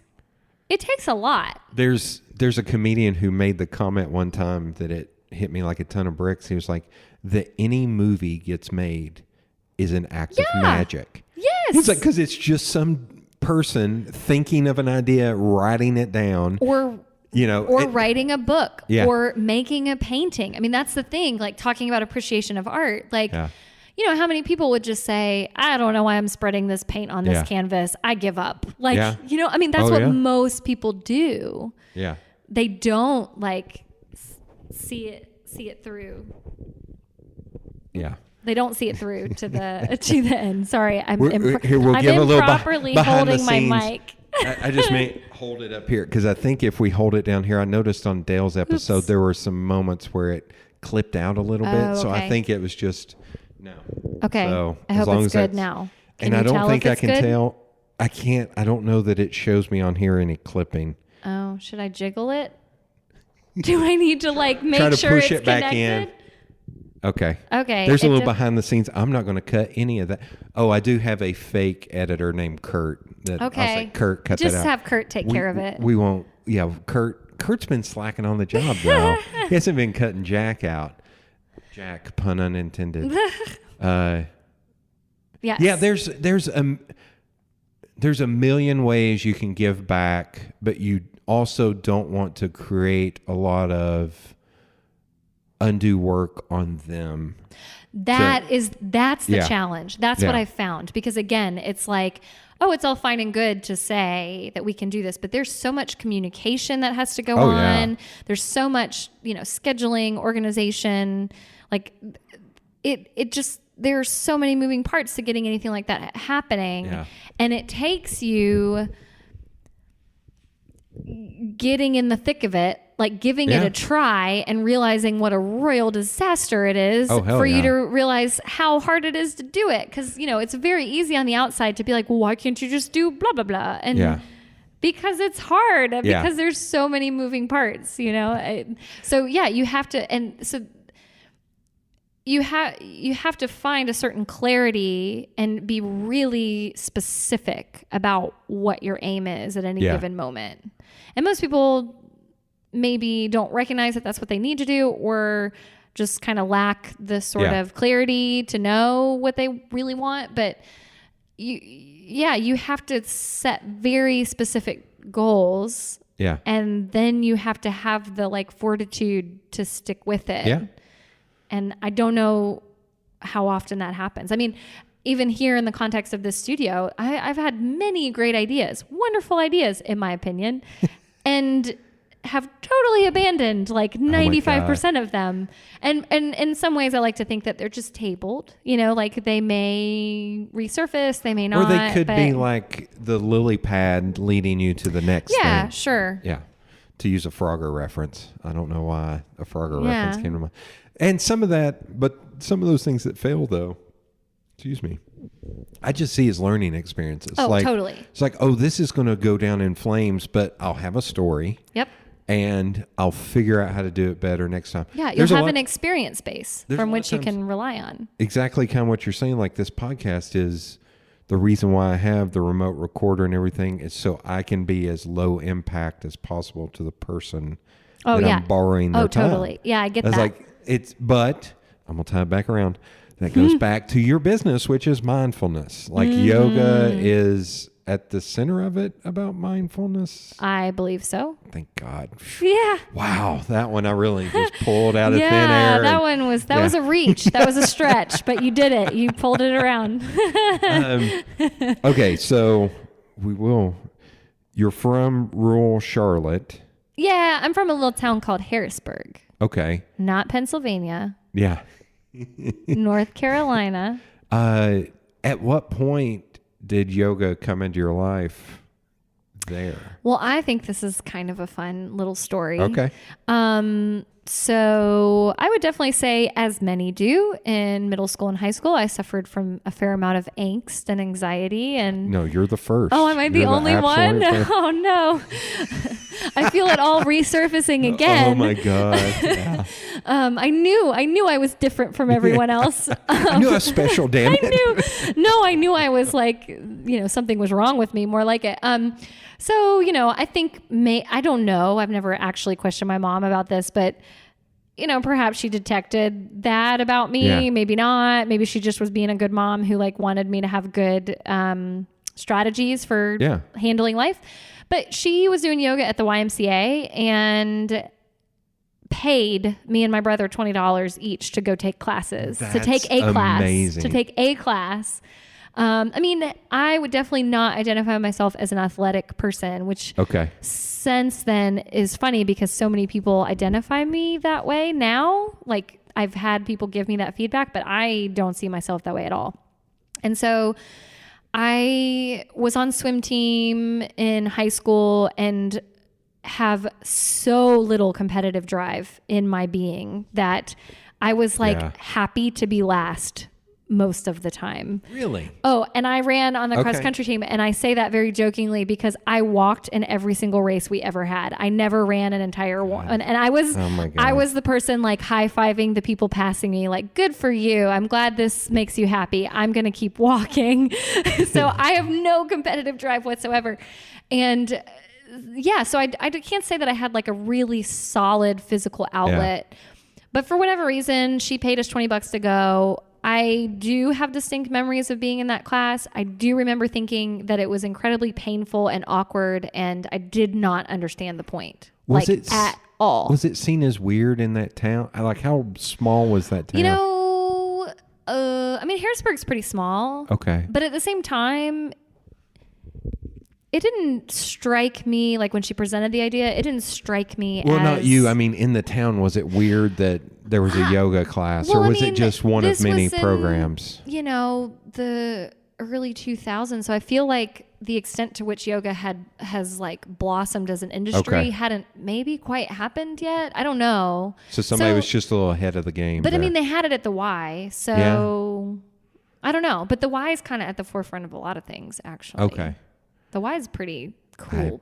I went there as a kid. Organization. The one downtown, I don't know if it's still open, but they had a pool in the basement. They do still. Is it still there? Did you know that's one of the first YMCAs in the country? Yes, I did know that. It's amazing. I helped out with an event for Big Brothers Big Sisters and had to walk through the gyms. Mm-hmm. And just walking through the gyms, it's like, holy crap, man. This is old school right here, it's man. So cool. This is amazing. Well, so yeah, I mean, I guess I feel like if it was at the YMCA, it must have had at some level like hit, I don't know, mainstream, you know, like, I mean, I would say so. But anyways, I was 17 and I took the class and I totally did not get it. I did not understand why people would do this, but I also didn't understand why people ran. You know what I mean? Yeah. Like, even though I was on cross country team, I still didn't understand why you put yourself through that. So it didn't quite land with me. But my mother gave me a book called Hatha Yoga Illustrated. By Martin Kirk, who's a yoga teacher who's from Knoxville. Really? Now, this is before I ever lived in Knoxville. But she gave it to me. It's like a super introductory book on yoga. It has, you know, pictures and reasons to do the poses and not do the poses and sequences. We call that pre-YouTube. Yes, pre-YouTube, a book. Imagine that. You had to put some weight on it to get it to fold down so you could look at the pose as you were trying to do it. Like, what's crazy about it is that, like, it doesn't actually on its own roll over like YouTube does. You know, when one video's done, it just automatically takes you to the next. No, like a book, you have to, there's a thing called a page. And you have to take your hand and turn it. That's how it rolls over. God. Isn't that crazy? That's amazing. So she gave it to me. I can't say I gave it any notice, but it totally sat on my bookshelf like all through my first year of college and all that. Went to college, had all the typical like leaving the nest type of things, you know, gained some weight because I was eating crap, like and not sleeping and super stressed out and feeling isolated, all those things. But I went back to yoga because I was peer pressured into it. Because I had friends who were doing it, and totally, I got bullied into doing yoga. That may be the first time that's ever been said. They were going, and they were like, "You should come," and I was like, "Oh yeah, I tried it one time. I really don't like it." And they're like, "What are you like? What else are you going to do with your time? Just come, like, come with us." So we'll give you $20. Yeah, really. So I went, and it was actually like one of my peers who was kind of learning to be a yoga teacher. So it was kind of informal environment. And it was with friends, so that seemed fun. And then I don't know, I can't really say there like a distinct threshold at which point I realized it was working for me in the way that I needed it to. But it did. It started to like work for me and helped me with stress management, helped me feel better about my body after, you know, the freshman 10 or whatever. And they had openings in the fitness center at Appalachian State University, where I went to school. Appalachian. Okay. And I was like, oh, I can totally teach this, you know. Oh like I was like, I could teach it. I've done it a few times, you know. Yeah. Like, I don't know. That was my approach. Just standing still for or 10 whatever, seconds. like Yeah. just some stretches. You know, I can learn. And so I applied. I got hired. I started teaching classes, and then of course I realized like how little I knew actually. Yeah. But I wasn't really clued into like the bigger picture of yoga at all. It was still very just like, these are stretches. This is a fitness thing. Like, and so then I enrolled in a genuine teacher training program because, again, I was peer pressured. Oh my a God. few of my friends who were also teachers were doing it, and I was like, well, fuck, if you're gonna go do teacher training, I'm gonna do it too. You know, like, because you're gonna be better than me. And I mean, it was There's the totally some of that competitiveness. drive. Well, I think it was more just like self-consciousness of like, I Okay. didn't want to be a bad teacher, and I knew they were going to learn things, and I wouldn't if I didn't do the training. So I enrolled and I did the training, and so to speak, the rest is history. I mean, And that's how it was happened. all of that, so that was kind of college, Appy State. Yep. So that was all around that region. Where did you move after? So I moved here. Okay. So what brought you here? Oh, go Well, for no, it. yeah. So my undergraduate degree was in communication disorders, which prepares you to go to school for your master's. That's what it does. Oh, okay. For speech language pathology. A friend of mine just got her master's in Yeah. children's speech language Sure. pathology. Yeah. And so you know, if you get a bachelor's degree in communication disorders, it sets you up for nothing except to go get a master's. Yeah. Like, you cannot practice as a speech pathologist without a master's degree. Right. It's just required. Right. And so I just rolled straight into grad school, and I had, you know, I applied several places, but long story short, I ended up coming to Knoxville. I came to UT. Okay. So that's what brought me to To get your Knoxville. master's there. Mm-hmm. So were you in Neyland Stadium during Yes, that? I was. Yep. Because she's told me stories about Oh, it's terrible. being creeped out in the basement and It's terrible. I mean, Yeah. the facilities were terrible. yeah. And it was just so ironic, like, because they were doing a lot of that front side remodeling during Yeah. parts of it, and it just was this huge stark contrast between.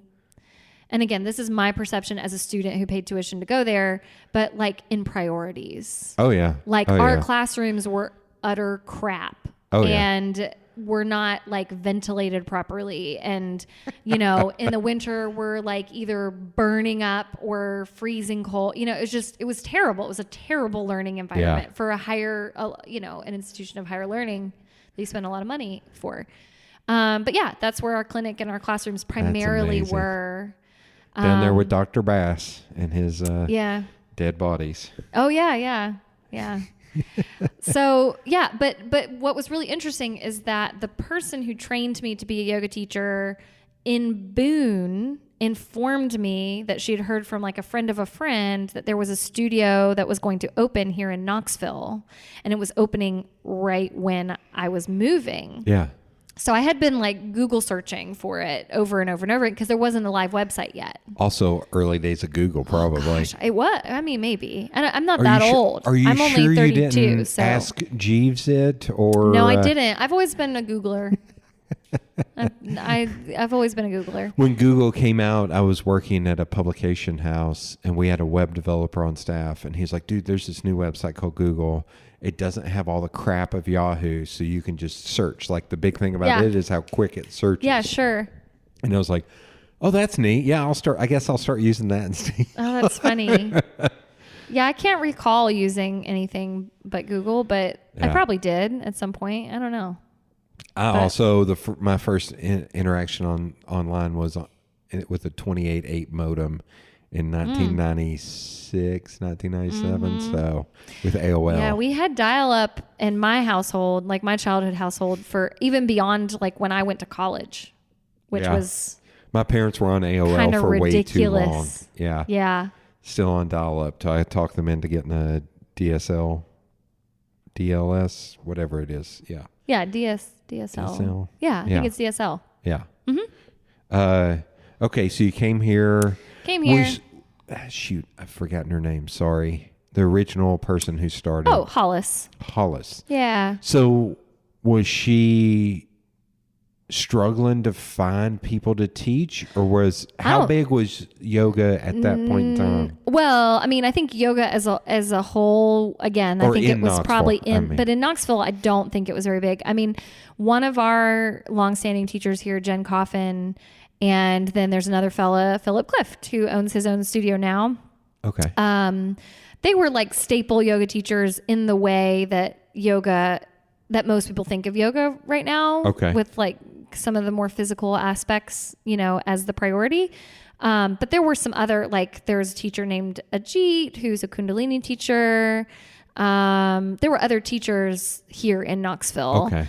Shanti has a studio, a little small studio that's hers. And there were other people doing it. But nothing kind of this proportion. So I don't know. Like, I don't know how much of a struggle it was for her. What I do know is that when I finally found the website, it was like very serendipitous because I had moved into Old North, having no idea where this studio was going to be. Yeah. Like, it could have just as easily been in Bearden or Farragut, and I would have never worked there because there's no way I would have made that trip. Okay. So the fact that it was like in my neighborhood felt very, I don't know, synchronistic. But I saw that they had their like grand opening slated and was, I have to go. Like, I was really excited about it when I found out where it was and all that. And I mean, it's really kind of, I walked in, I met Hollis, like was introduced to her as the owner. I just said, I would love a job. I'm here for grad school. I don't care if you want it, because there was a cafe here at the time. I don't care if you want to put me in the cafe, behind the desk. I am trained as a yoga teacher, but I'm new, but I would love to teach, whatever way. I would really love to be involved in your business. Yeah. And I don't know, anybody who knows Hollis can probably almost imagine her saying it, but she was just like, yeah, that would be great. That was it. Like, she's like, yeah, sure, I'd love to have you. No formal. Yeah. Like, I mean, it was, and I was like, oh, really? Like, this is amazing. And for me, it was a very significant moment because I was feeling disconnected from friends and community that I had from college in this new town. And I was like, oh, yay, I've got my foot in the door somewhere else, and hopefully it'll be really awesome. And so I, being the sort of like proactive, somewhat organized person I am, sent her an email to follow up and sent her my resume and my availability. Like, this is when I'm available. I don't have classes. And her response was, can you come in tomorrow? And that was it. Like, they trained me on the desk that day. So it was very streamlined. Like, did you work the desk for the first little bit? I did. And I proposed my class that I proposed that she readily let me put on the schedule was Karma Yoga, which was basically donation yoga. Okay. So pay what you can. Oh, okay. And it was on Sunday at 1:00, which we still have on the schedule 10 years later. I don't teach it anymore, but it's had a few people turn over. 3, I think, total have taught it. I taught it for a good long while, but I think my friend Melanie does that. Everyone's probably. Like, yeah. Well, now we have like 12 karma classes on our schedule. Okay. And that's been so that's a point of pride for me. Not that I invented donation yoga. Like, I'm going to cut this to where it sounds like you saying that you invented it. People teach yoga for free, no way did I create that. But I do, I am pleased that I was able to propose that idea, that it was accepted, and that it proved to be successful, which lent to it staying, and not only staying on the schedule, but expanding to be kind of a significant portion of what we offer here. Okay. And so we have many donation classes now, and talking about accessibility for people of, different incomes, like, I mean, that's the heart of it. That's why we have those classes there. So literally you can walk in and say, I have nothing, but I want to take a class. And we'll say, okay. Enjoy your class. Like, that really is the goal. But anyways, I started that class, and it was very successful pretty quickly. And ultimately, I feel like as a yoga teacher in Knoxville, I was pretty lucky to kind of come in at that time and to touch on that class structure. And it, I don't know, it just kind of wove me into what is now the yoga community here, like pretty early on. Yeah. Yeah. You know, if I'd come later, I might not have gotten that benefit. So Right place, right time, Yeah. right area. right area. I know. Yeah. Everything was okay. Everything kind of clicked into place. Mm-hmm. I'm just realizing I missed the 10-year block party thing that. Oh y'all yeah. Yeah. We did, just had that. because I think it was during a UT home game, and I go to. It was. I go to every UT home game. So. Well, you realize, well, this is a sweeping generalization, but I think most of the people who come to our studio Todd is aren't huge Todd's in a yoga or rabid in football fan. I'm not saying there aren't Yeah. people that come here. So I don't mean to offend anyone who comes to our studio and I'm loves deeply football. offended. But Yeah. I think maybe compared to the population of Knoxville, our regulars maybe But are a Magpies, lower percentage. There's probably a lot of people who go to Magpies that still go to UT. games. Magpies for sure, totally. But we I think have I've- a different client base, I think, in a lot of cases. I think, not to argue, but I think I've bristled a little bit and this is not you, but hell, this is my cousin. It's not you, it's me. No, Is that what you're about to say? No, I'll point to my cousin who had her wedding on a UT home game day during a month where there was only one UT home game. And you felt like that was very selfish. No, she did it on purpose. Oh, She was okay. like, screw UT. I don't care. Yeah. So I'm going to, I was like, well, everybody who's coming to Knoxville then has to pay twice as much on Yeah. a hotel. I get that. I was like, so I think there are a couple people in my life who are that way. To I'm Oh, like, yeah. you're in this town. You also moved to this town. It's a thing. It's a thing. You got to be just into kinda- it. Well, I will. And I also realize I'm an anomaly of someone who would come here and go to a UT football. Yeah. Well, I will say that was not intentional at all. I was And bummed because I really wanted to come. Well, it was the true 10-year anniversary. Yeah. Oh, okay. It was like the true to the day, Yeah. like 10-year anniversary. Yeah. And so it just wasn't even. I just love poking at people. It just wasn't about- even a question of like, Yeah. that is the day that's our anniversary, Yeah. and it's a Saturday. So like it fits perfectly. Yeah. Why would we do it the next week? Or on Sunday. You know, like Yeah. it just didn't make sense. So, and it, you know, like we didn't hire anyone to document it or anything. Oh, really? Yeah. Like we didn't hire anybody to like take photos and See, I would have totally come and taken photos and yeah, video. that would have been awesome. I do kind of wish we had done that. Yeah. But again, kind of in line with the overall thinking of like making memories and not needing it to be all over Instagram. Yeah. Like it was a pretty, it was well attended. I mean, Yeah. our doors. It was a nice day. It's a beautiful day. There was a line out the door at 5:00 when it started, because we kind of thought, oh, it'll be like a slow start. And poor Jenna, who runs Cook to Be Well, which Yeah. is the little cafe we have downstairs now, this was considered her grand opening. Oh, that's right. We That's bundled right. everything. That's right.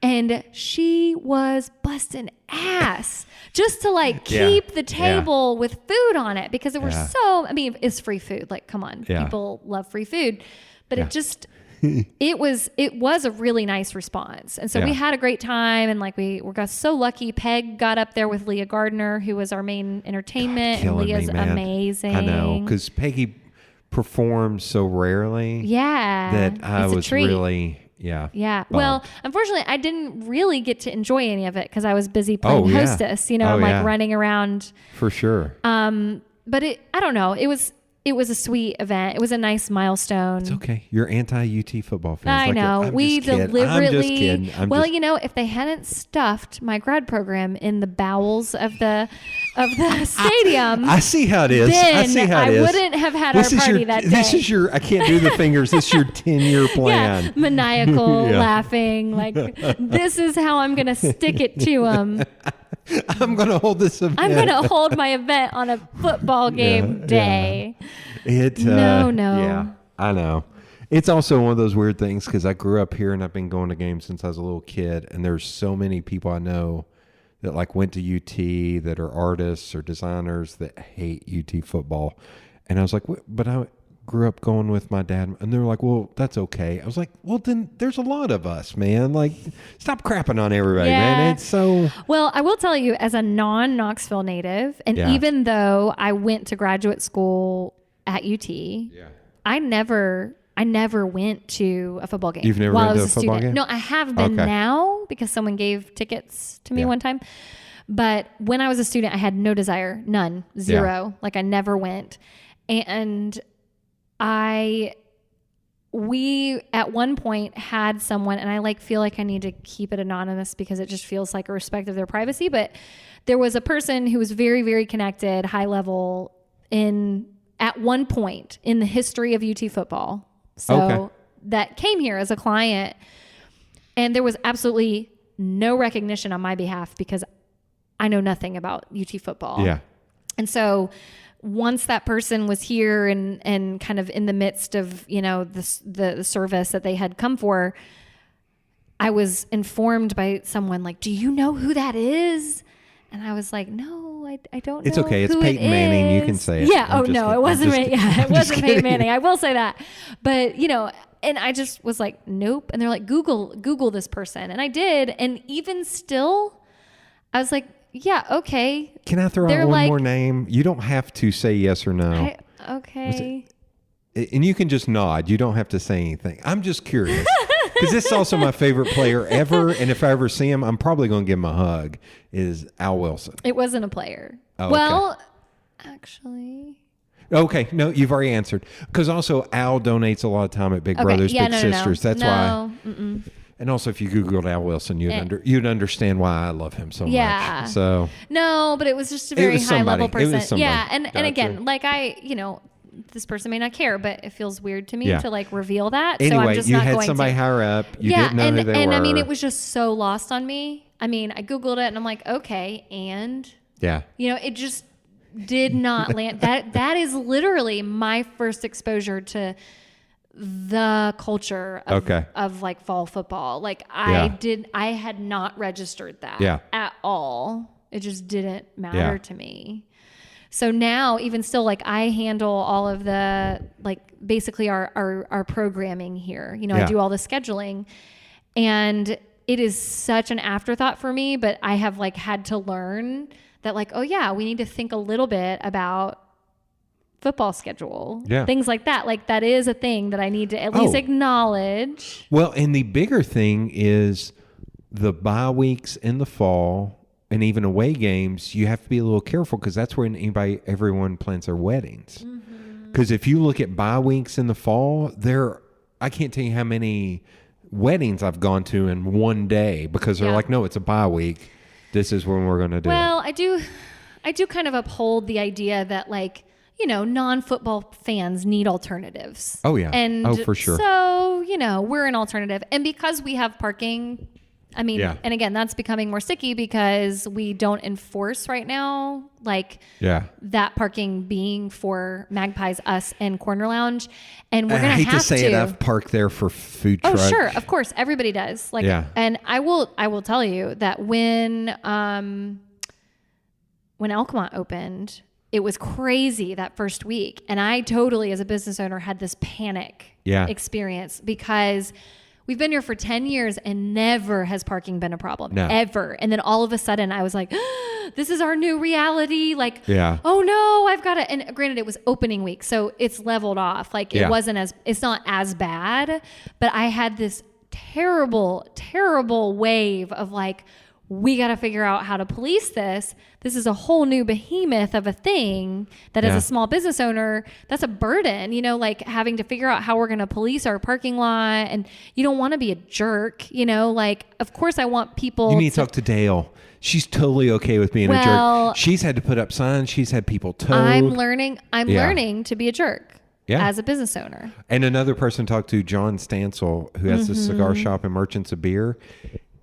his Instagram feed's the best because he'll go out there and take a photo of a car in the parking lot. And he'll be like, you have 20 minutes. You're about to be towed. Well, here's the thing. We don't have adequate signage. So that is the thing that I need, that we take responsibility for. But luckily you have a place right there that can help you with that. Yeah. High res. I know. Yeah. I know. Yeah. Well, and I mean, it's in the works. Like, it's a thing. It will happen. But, we to be fair, we don't have great signage. And I think most people think it's just like an unused lot. Because it looks like open parking. Yeah. Yeah, it does. So I get it. But I definitely had that panic mode that first week where because we did actually have customers call and say, what is going on? I'm turning around and going home because I can't find a spot. Yeah. And I was like, oh my gosh, people are leaving because they can't find a parking spot. And even though there is parking, there's the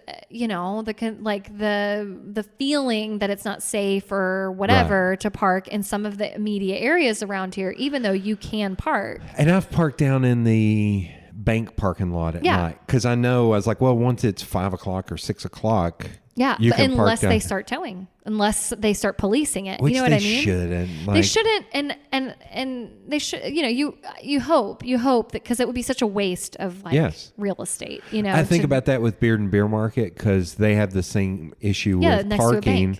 Is that bank? Chris has said you can park in there. That's fine. Don't park in that shopping center because they will tow you. Well, and again, as a business owner, I can totally get the concerns about liability. Yeah. Because it's such a litigious society, I don't know what you're talking about. It seems to be a pretty litigious society. So, someone trips and falls after hours on your lot. I don't know. I don't know all the ins and outs of that, but I do think it's possible that could be a liability for you. Is this parking lot in between the gravel, Elkmont, and you all? Is that overflow for Elkmont? That's all Elkmont, yeah. Okay. Yeah. Huh. Okay. That seems like that should be a good middle ground of if it's empty or if it's, what I mean? Well, we certainly weren't telling people, oh, well, you can park in that parking lot. Yeah. And because it's not our lot. Yeah. But I imagine that there are people who are choosing to do that, that are parking there. Well, and even you're running into a little bit with Lad and Lass being here of all the motorcycles, that taking up so much space where people. And on our side of our street, they in the last 3 months put up no parking. Oh, really? Which it's fine. It makes sense. It's on the other side. You can park, but but I mean, that is like a good, 10 parking spots that are now gone. But I will also say that I am in support of it because it is a safety issue. Oh, hell yeah. Because people tear around that corner lounge. People tear around, and when there are cars on both sides, it's very narrow. Yes. It's not a two-way passage. Yes. And emergency vehicles like trucks and things have had a hard time going through there because, you get people who don't know how to parallel park and they're 3 feet away from the curb and, and so I'm in support of it. And honestly, it makes our storefront more visible because people aren't parking right in front of our door. Yeah. So it's a win for us, I think, overall. Yeah. But it was an adjustment because, again, we've been here for 10 years and some of our clients were like, wait, what? I've been parking in front of your door for 10 years. But it's worth it. Change happens. You have to adapt, But I'm wondering now if something does go in the whole Dobbs building, will you then really have to put up signage? That's the thing. I mean, I do think that with the way this neighborhood is going, we're going to end up having to have a gate and a ticket dispenser, like the old Crown and Goose. Yeah. I think we might. I don't know. That's going to suck during the day though, when it's kind of mostly empty. Well, for us, that's not true. Okay. Magpies I and think us during the use day, it whenever more. I would stop for Magpies, it would always be almost empty. Yeah. And be able to park and I would never park on the street because I knew I could always get a spot right there. What I think what might happen is because there are more reasons for people to come here and park on the street. Yeah. That what you'll see is the people that were our customers that were parking on the street will now fill that lot because the street spots aren't available anymore because in theory, someone's going to the food truck park or someone's going, Yeah. you know, before they didn't have to compete with that. So they Yeah. might not park in our lot because they can park on the street. Yeah. But what you might see is that as those street spots are more occupied by these other businesses in the area, that our customers will rely on our lot. Yeah. And then you'll see like, oh, it is full because we do have like lunch classes that are very well attended. Okay. Things like Okay. that. So, you know, it comes in waves, but yeah. I'm just remembering yoga at Hops and Hollers. Mm-hmm. Dale would stand in the parking lot because I can't tell you how many people would just park in Central Collective, grab their mats, and start walking over Sure. there. And Dale would be out there smoking a cigarette and be like, you got to go. Yeah. Like they have their own parking lot Yep. and they have parking around the corner. Yep. There's a building here. Like they have, I will say, just they have struggled with signage there because they put signage right in front of the parking I've seen spots. it. And then they finally had to put something out on the road Yeah. to be like, don't park here or you're going to get towed. People, this is part of what I'm talking about, like being a small business owner and people thinking like, oh, such and such would be so simple. Like people don't recognize like what it costs to put signs that are like professional looking and well placed and, you know, all that just to tell you that you should not park in this lot because you are not coming to this business. Right. That's a significant expense to a small business owner. And you're probably going to have to replace it. But the onus is on you Yeah. because you are the one that has to police it. And you're probably going to have to replace it about once a year. All of a sudden, Yeah. you have this new expense that you have to do just to make it so that your customers can come into your building comfortably. Yeah. You know, I mean, and people don't think like I shouldn't park here because I am not using this business, or they think I don't see what the big deal is, you know, but as a business owner, you start to realize like, oh, that's why people have rules and things like this because they have to survive. Like they're not trying to be jerks. They're just trying to like make sure their customers can get in their door. Yeah. You know, Yeah. and if you do own the lot, it is your right to police it for your business. Yeah. But people don't think about that, you know? That's I just wanted to teach yoga. I don't want to be. Totally true. And Yeah. and it is interesting that intersection between business and yoga. And that is one of the things that I think causes maybe the most like strife and unrest in the mind of a yoga teacher / studio owner. Yeah. At least for me, and I've heard it reflected other places, is like I didn't start teaching yoga to make money, really. Right. Like it was a job, but it wasn't why I was interested in yoga. And me agreeing to like take on a yoga studio, now I do want to make money because the only way I can keep this place going is if I can pay my bills. Right. So I have to make money. But it is the number one thing that I hear from folks that are displeased with us, which isn't that often. Yeah. But when you enforce a policy that relates to like the fees for a class that someone didn't show up to, that they pre-registered for, Yeah. the number one thing they throw at you is how un-yogic you're being. Like how this is not what yoga's about. It's really hard. I mean, you know, and you'd think, you know, it's easy from the outside to be like, well, we're a business. Like you need to understand this. It's not my problem that you're angry. But as a like, you know, what I think is somebody who really takes yoga as a big picture to heart. Yeah.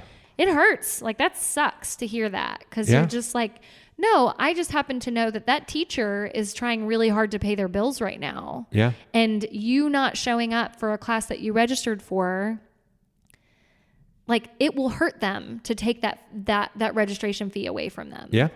Yeah. And you didn't plan accordingly to like give us notice or, you know, like, I'm sorry, this is our policy. We you set know? all these rules in place so that it wouldn't be a negative impact on you, but you didn't follow those rules. Yeah. I mean, so it is the number one thing that you kind of come up against in terms of monetizing something that some people consider to be a spiritual type of practice or, you know, something that's supposed to be like at its core about kindness and compassion and peace, you know, like it's very slippery. Yeah.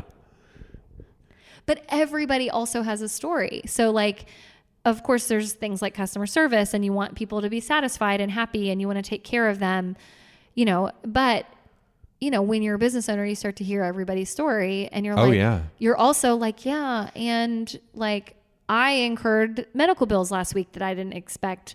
And one of my teachers' husbands lost their job, like, Yeah. we have stories too. Like, I'm sorry, it's not my intent to like cause you harm, but everyone is. We all got our stories. Yeah. Or on their own path.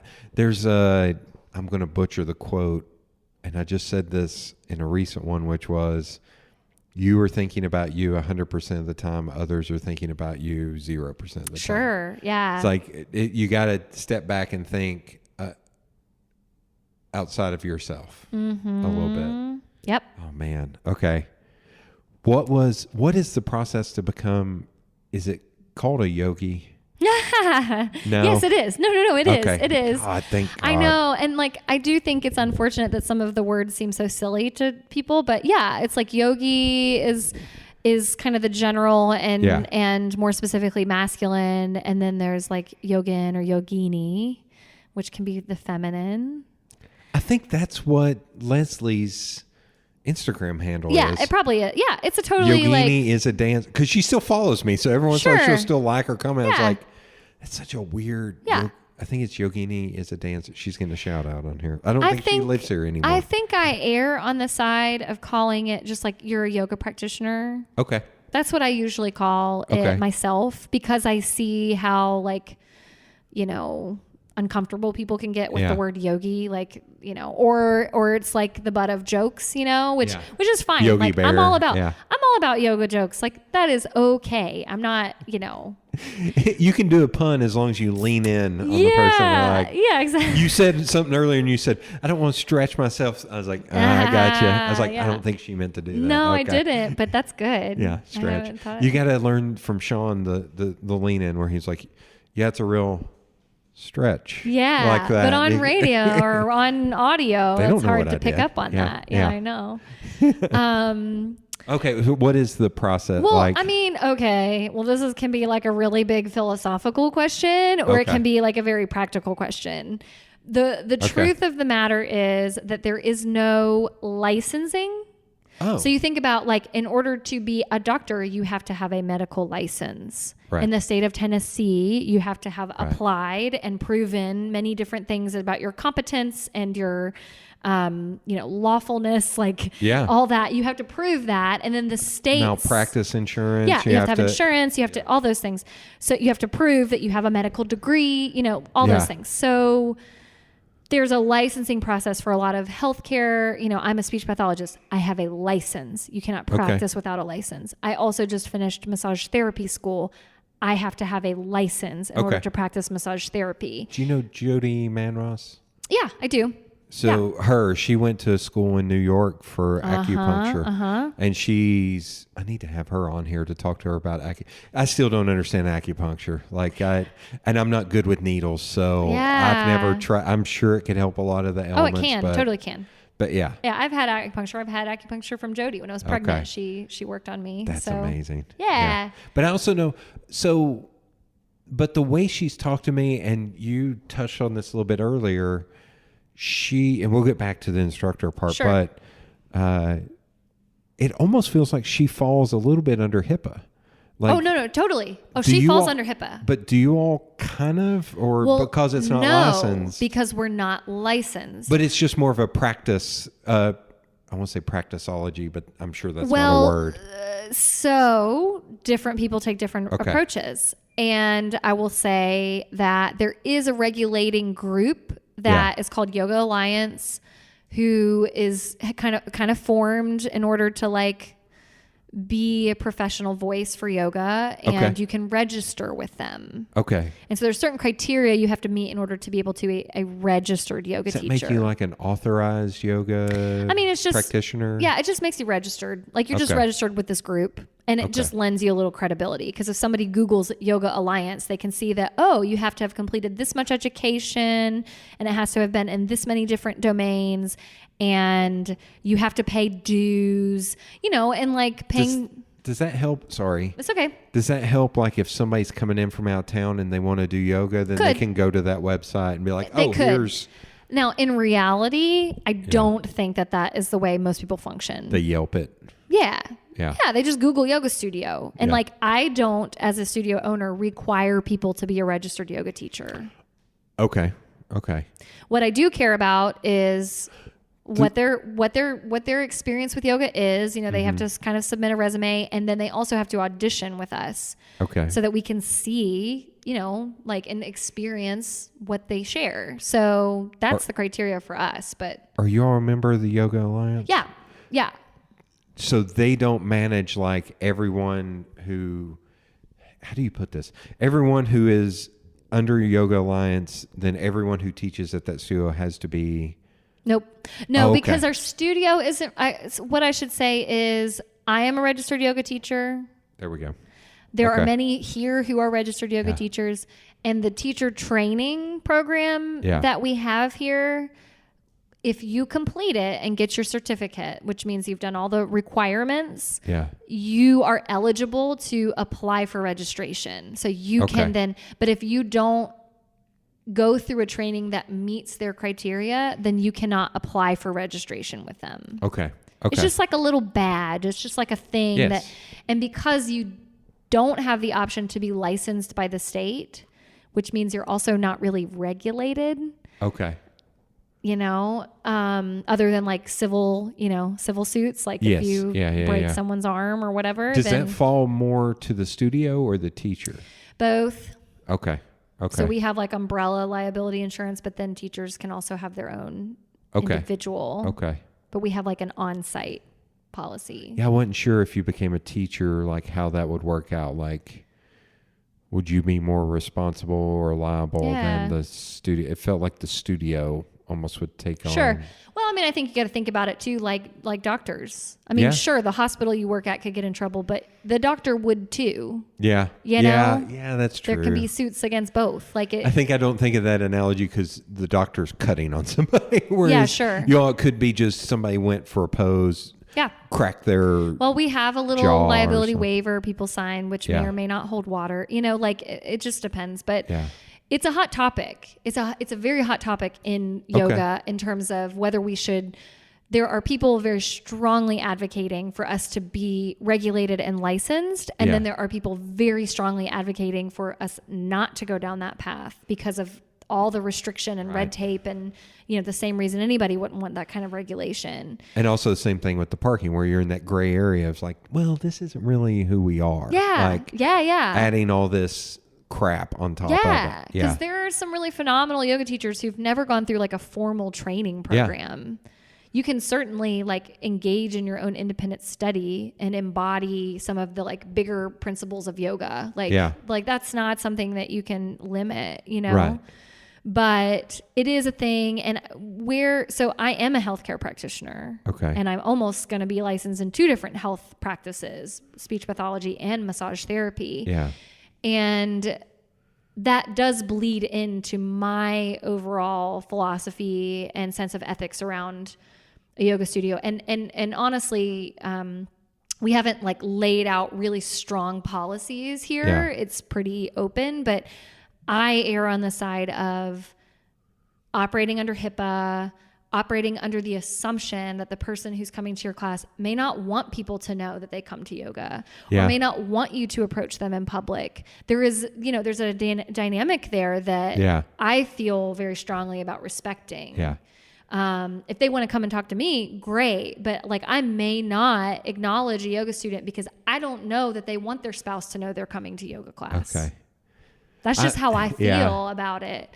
But it's not a hard and fast rule because we are not licensed and regulated that way. Yeah, it's not. Yeah. I'm trying to think, I think it's a Japanese film called Shall We Dansu that was remade into a terrible film with Richard Gere and Susan Sarandon and J-Lo. But the original film is amazing. That's an interesting cast. Susan Sarandon and J-Lo. Yeah. Okay.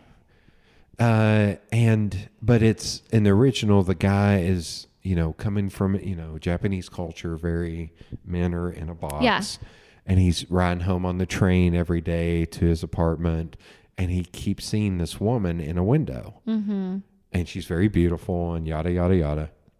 So he figures out it's a dance studio. So he goes and starts taking dance lessons. Mm-hmm. And it is that weird cultural thing of he can't talk about that he's doing dance. Yeah. Because it's not appropriate Yeah. for this uptight dude. It's a great, beautiful movie. Yeah. But the remake is Terrible. steaming pile of shit. Oh, yeah. But Too it bad. makes me think about that. Like when you say about not approaching people in public, I think it's the Knoxville thing. That seems so anti-Knoxville to me of like, well, and I can't say Yeah. like that I have never approached my students. So like Yeah. that's not true. There's probably I I've taught expect you to- a lot of people yoga in the 10 years that I've been here. Yeah. Most of the people I know in Knoxville have been a yoga student yeah. of mine at some point. That's just how I'm connected.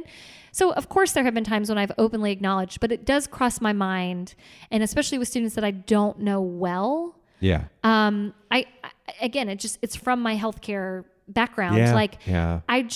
I don't know what's going on in your life, and I don't know that you want anyone to know you're doing yoga, and it can be a very personal thing. Which is hilarious to me because it seems like such a nonchalant thing. I know, but if you feel in some way like, that it undercuts your credibility as a cutthroat real estate, like, tycoon, you know what I mean? I don't know. Like, I don't know what your perceptions are around it. So I don't, I guess I shouldn't say anything because I started out with the whole, I don't know. This just seems weird to me. Yeah. Yeah. So that's the thing. So I try to maintain some sort of like privacy, and what, like, the feedback we get a lot about our studio, which is kind of pleasing to me. It's nice to hear. I think it's built into the fabric of our goals, but it also isn't something I've overtly expressed, is that it feels like a safe space, which is a word that gets used a lot now because we're starting to bring light to a lot of ways that people have been traumatized and abused and like not treated well and made to feel unsafe in their own body. So it's nice to hear that. But as I hear that more and recognize that that is something that people identify in us, I feel even more compelled to uphold that, because I would hate for someone to feel like we have violated their sense of safety or trust or whatever. Yeah. I mean, it'll happen because we're human and we make mistakes, but it's important to people to have those kinds of spaces. So that they can go and not have to worry. Yeah. Not have to worry about all the outside crap. That's part of the point, is it not? That's part of the point of yoga. Boom. Look at that. I'm learning. So there is like a process. Is there like a school, or would somebody do it here on site? Yeah, totally. Well, so, and this is another. Which one? Yeah. So, or either or. Yeah. We have a program, which is yoga school, basically. Okay. That is here in-house. It is widely criticized because, again, this intersection between business and yoga. Right. There are a lot of people that think, again, you can't, either someone is like embodying yoga or they're not, and you don't get to just buy your way into being a yoga teacher. Right. That's the criticism. But yes, we do have a program here to try to give people structure and give them a community in which they can explore the realm of yoga. Point. Yeah, a leaping off point. A starting point. And again, we're not forcing anyone to register for our program. You certainly do not have to, but people do, and they seem to get a lot out of it. So yes, it is a thing that we've offered here for, 8-9 years. Oh, wow. Okay. It's a big part of how studios stay afloat. So from a business perspective, it is part of how studios stay afloat. Okay. I am directing our program now. It's my first year doing that. It's part of the appeal for me for taking ownership. It had been a long-term goal of mine to do this.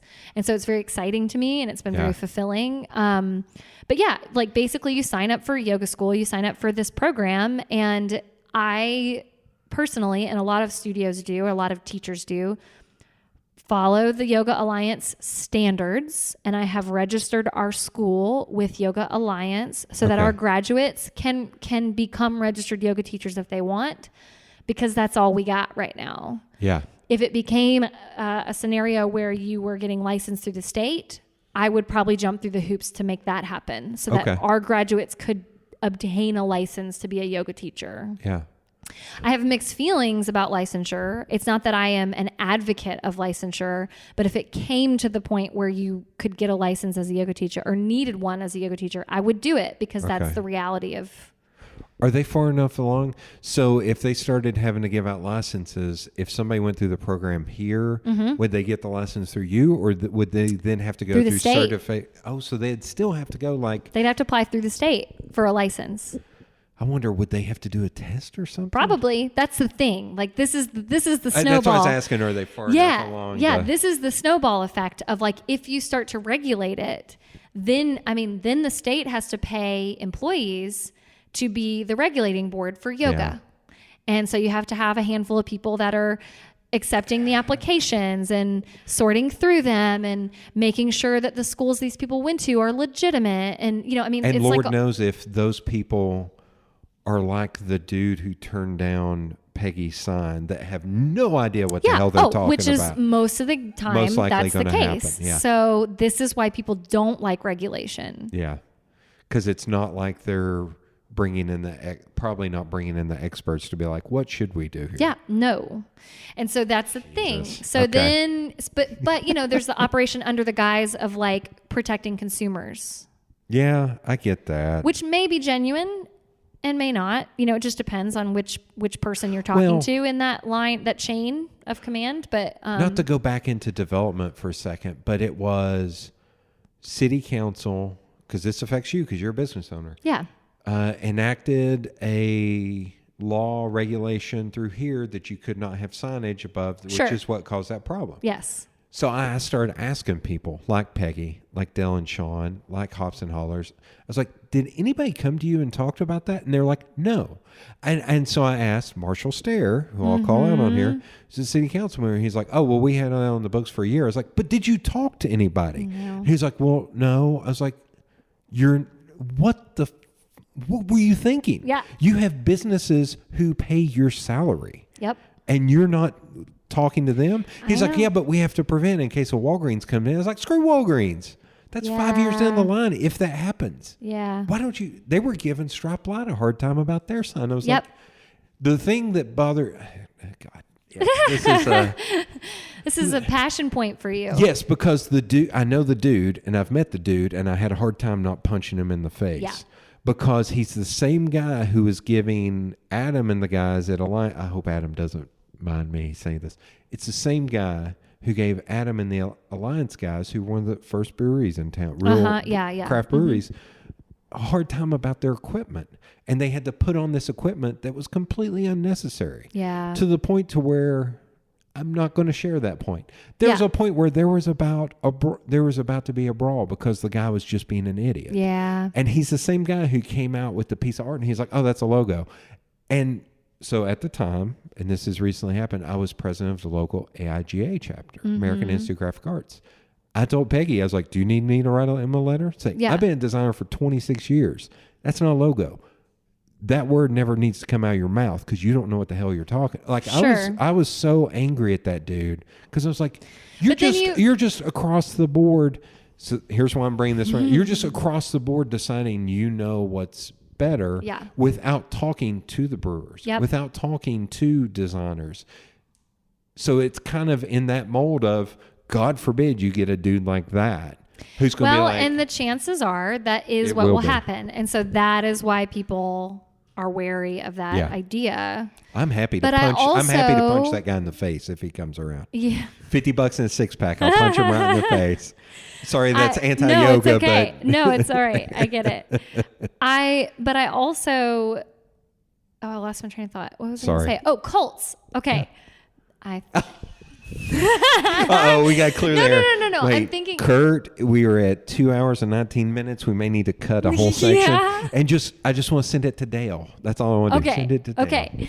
Yeah. So it made me think of this because you guys mentioned it in your cult, because I listened to the cult Thank you. episode and you mentioned it in the I cult think. episode. Thank you. And there are definitely yoga teachers in history who have created cult-like environments. Okay. And there are people still today who do it. Yeah. Small scale, large scale. Like we're Yeah. talking billionaires, and we're also talking like small potatoes, local community folks that are like abusing power. Like it happens. It happens a lot. And again, in theory, regulation would help prevent that. Okay. In theory. But couldn't those people see? I'm going down the rabbit hole of knowing how freaking politics work. Yeah, sure. Oh, they could maneuver and find loopholes and do all kinds of things and still find. Good God, now I lost it. Lobbyists. Yeah, they could totally. find lobbyists Exactly. because they could pay for lobbyists to get their point to where they could shutter smaller studios. always. Bastards. So that's why, there are many people on the whole who are just staunchly against regulation, because you're still not going to stop predatory behavior. It's just not. No. It's just, for as long as there are humans, there will always be predator. As long as there is life, because let's be real. That's true. Like animals are going to kill other animals, that, it just is the way it is. So has Yoga Alliance ever thought about saying, hey, instead of us doing it through government or anything, let's do it through us? that's what they're trying to do. Okay. That's basically what they are Because doing. we know what the hell They're we're talking about. Look, we are a regulating body that represents the voices of yoga teachers. Right. However, as with anything, Yeah. yoga teachers are diverse. They come from a range of socioeconomic circumstances, cultural, all that. And there are a lot of people who criticize Yoga Alliance for being a bunch of white people who have their experience is very limited and aren't representing the interests of all yoga teachers. So it's like we'll never be solved, this problem, ever. Oh God. All of humanity. I hate to bring this up, and I can't remember which show it was.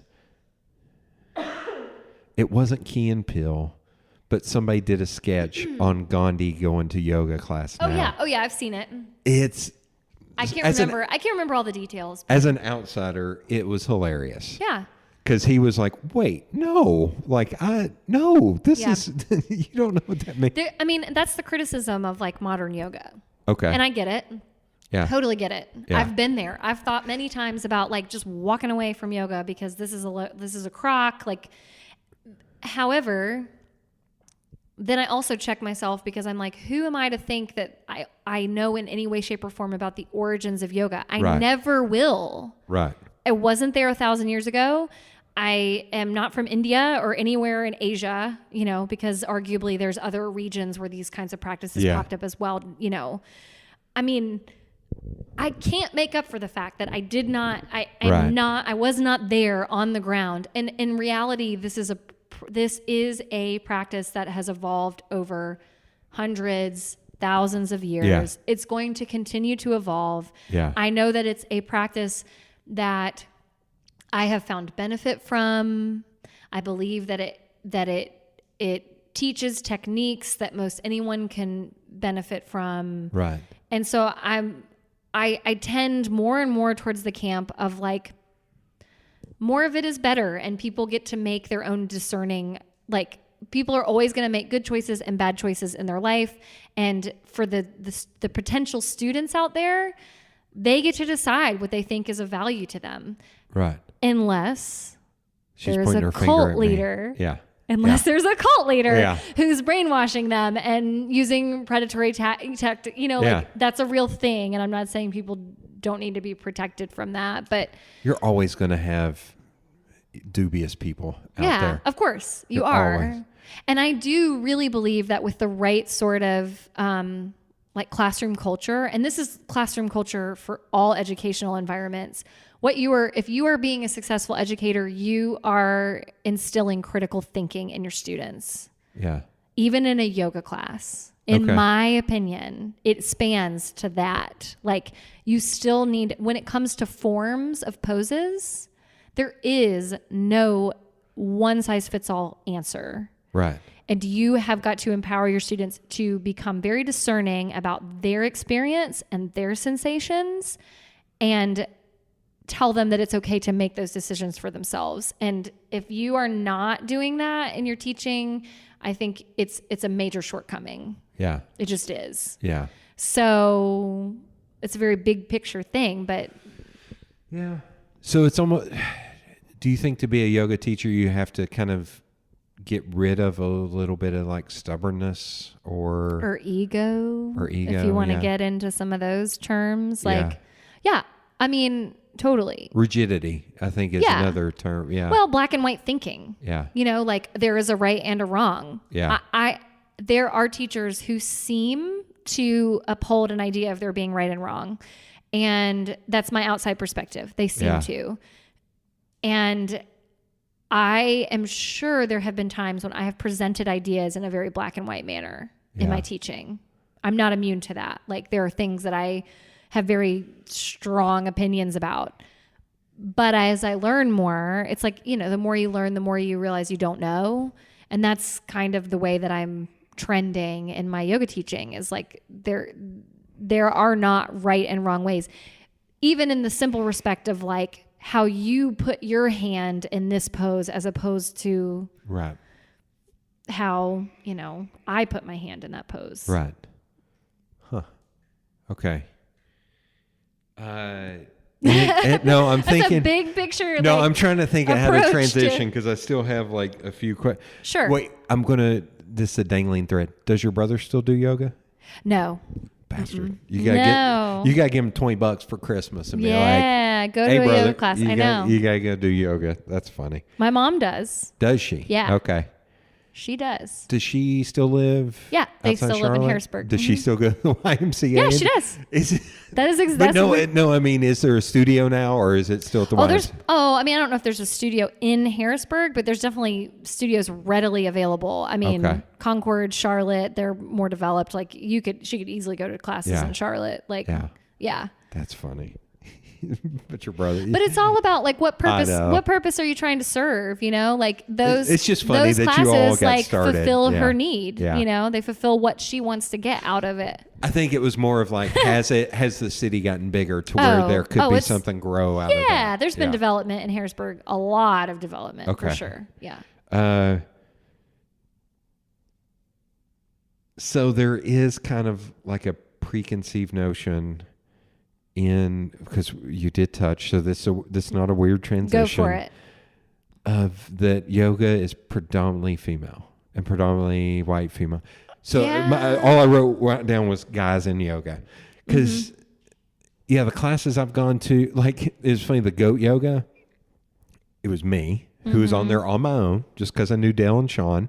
Because originally they're going to do it as a good sport. Do you know about good sport night? I do know about it. I've never been, and I'm kind of it's ashamed. I'm amazing. ashamed actually, because I don't know that I was aware of the very first one, but I feel like I was. Like I feel like I was very aware I when they was there. started, and it has always been a thing that I'm like, this is an amazing idea, and I need to do it, and I just never have. So in rate of difficulty, it's 0 to 5. Yeah. So the first one for me, they said was like a 2. Uh-huh. Oh, it was a 5 for me because it was learning how to swing dance, and I don't know. Oh, that's really hard. I do not. Maybe they said 3. I'm not. I can't dance. I am way too white. Yeah. I cannot dance. I have Yeah. no rhythm.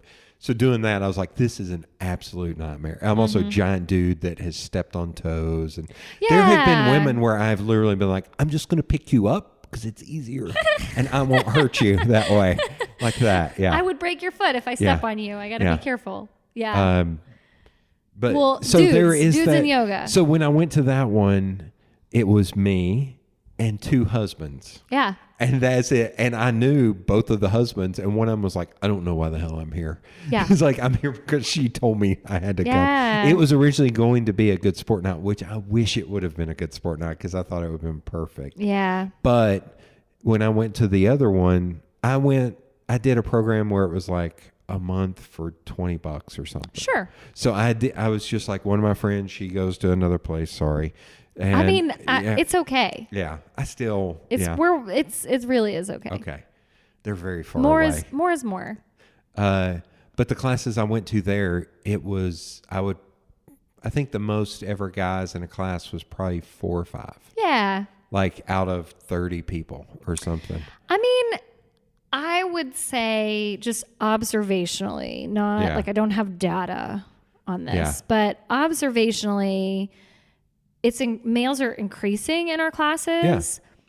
I actually find that more like middle-aged and up men are starting to come. And I think it's a lot of it is the increasing credibility that yoga is having, like in the mainstream, and especially in like the healthcare world, for dealing with the effects of aging or injuries or, you know, whatever, things like that. So more and more people are being convinced that it has value or has a place beyond just, you know, some kind of leisurely activity, you know, like you're not just coming to sit still and be quiet. Like it has some other advantages. I hate to say it, the one part that I kind of bristled against was at the end, where I don't know, it was some big long thing of, okay, now set your mind and do all this. And I was just like, oh, good God.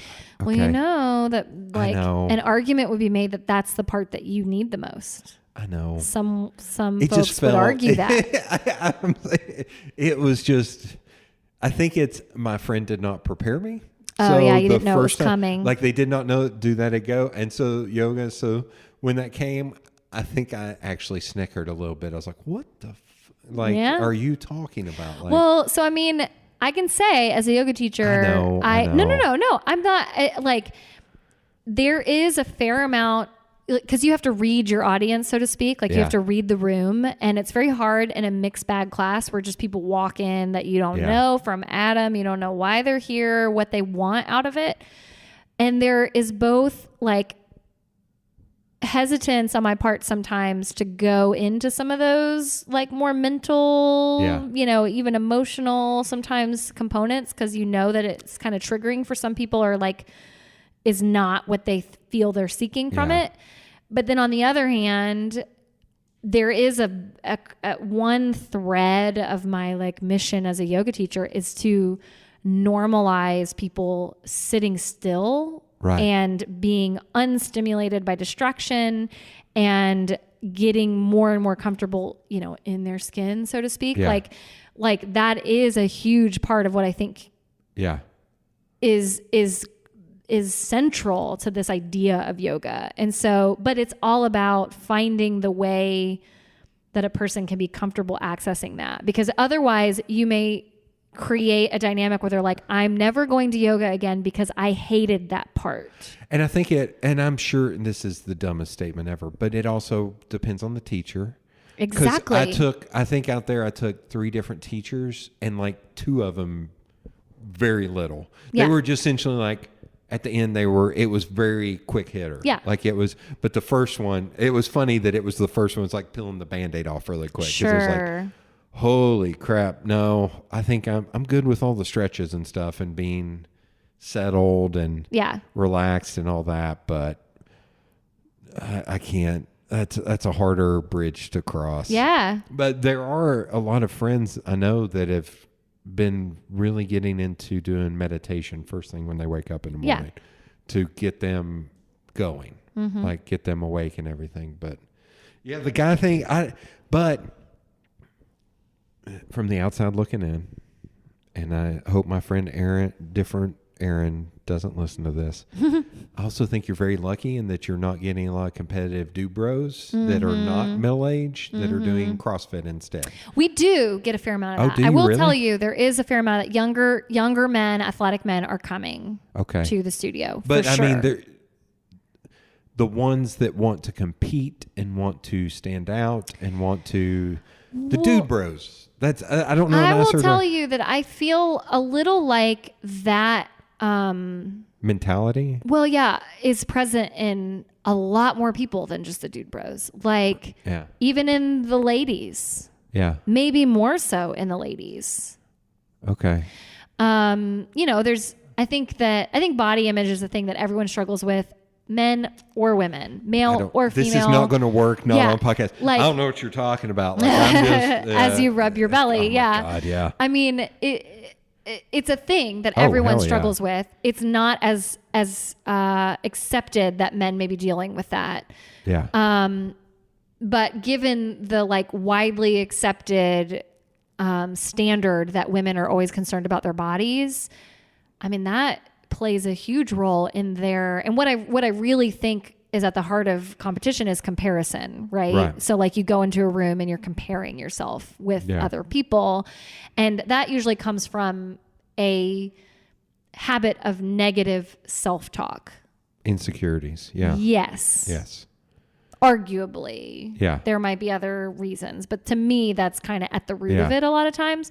So that is prevalent no matter what. And all the time we get folks who are like, well, is everybody there going to be better at it than me? And of course, as a yoga teacher, you're like, there's no such thing. Like we're all at different levels. And, but what they're thinking about is how like how textbook people's forms are. Well, and so don't want to be you embarrassed, talking about when the teacher was like, well, stand up and do this. Yeah. That's at the heart of like people are like, but I'm not doing the textbook form that everybody else is doing. But at the heart of it is you may have been doing the joint movement that everybody else was doing. You were just doing it in a different like relationship to gravity. So instead of facing downward, you were doing it standing upward, but you're still getting the joint movement that you need. Yeah. But if you can't get beyond the fact that it looks different than what those other people are doing, then that's a barrier. Yeah. I think it's also, I grew up a big kid. Sure. And would rather shirk away from being the center of attention. Sure. So it's a little bit of, and I think I was also in the middle of the room. I was like, if I was in the back, I probably wouldn't bother me as much, but it really bothered me that right in the middle of this, a 6'7" dude stood up, big dude stood up. And I guarantee you that at least half of those people were not registering at all that a thing was going on with you. I think about me 100% of the time. Exactly. You think it totally of me 0% is. That's what made me think. I was about to like reference that quote. And yeah, that is true. So this is like part of the mind game benefit, I think, of yoga is it encourages you. It can encourage you to dissect those thought patterns and try alternate paths. Yeah. But there are lots of things that can do that. Psychoanalysis can do that. Go sit and do some talk therapy. Like there's lots of things that can do that. Yeah. Yoga is just like a big umbrella term for some of these techniques that you can use. It's weird.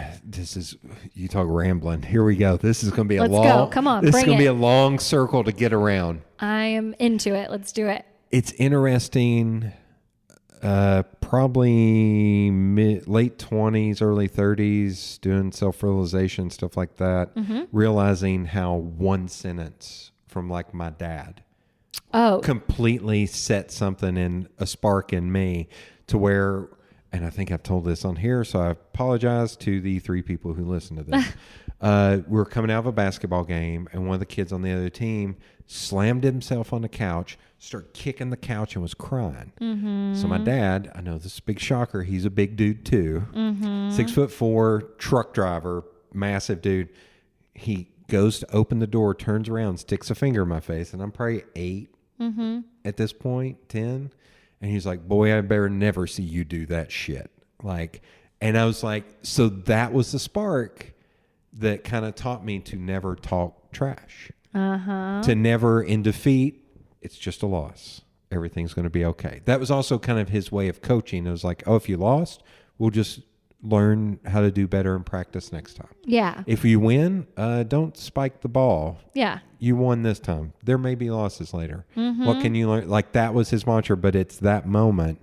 So a lot of like the trash talking and stuff has bothered me. A lot of the competition stuff, like the dude bros or anybody comparing, bothers me because I always look at it as, that's great. You're great at yoga. I was a boxer for a lot of years. If we got into a ring, I would destroy you. Yeah. It's all about levels. Sure. It's all about balance. And it's also about like, what do you care about? Like, yes. I don't care I about got around boxing. that circle. I don't care about boxing. I don't want to be good at boxing. Now, could I, in some universe, some reality, like get into it? Yeah. Probably I could, with the right teacher, the right circumstance. I might be like, oh my gosh, this is very empowering. I feel strong. I feel like I can manage my body, my energy, and be really powerful. Whatever. Like I can engage with another person and kind of read their moves, and there's all kinds of benefit to it. Get a lot of stress. It's a different avenue to get stress out. It totally is. Yeah. it just isn't the thing that my personal nature draws me towards. Yeah. It makes sense that someone who has, you know, the stature you have would And want grew to up in outlet sports, that way. like football and Yeah. basketball, combative Me, sports. That yeah. isn't what speaks to me. Yeah. You know, and I have other things that I'm interested in. I'm interested in rock climbing. I'm interested in pottery and Yeah. ceramics. I actually signed up for a class at Mighty Mud. I've Nice. taken classes there before, Awesome. and it's just been several years, and I'm like ready to get back into it. Yeah. But, you know, do I think that those things can serve some of the same purposes that I think in its ideal form yoga Yeah. can do for you?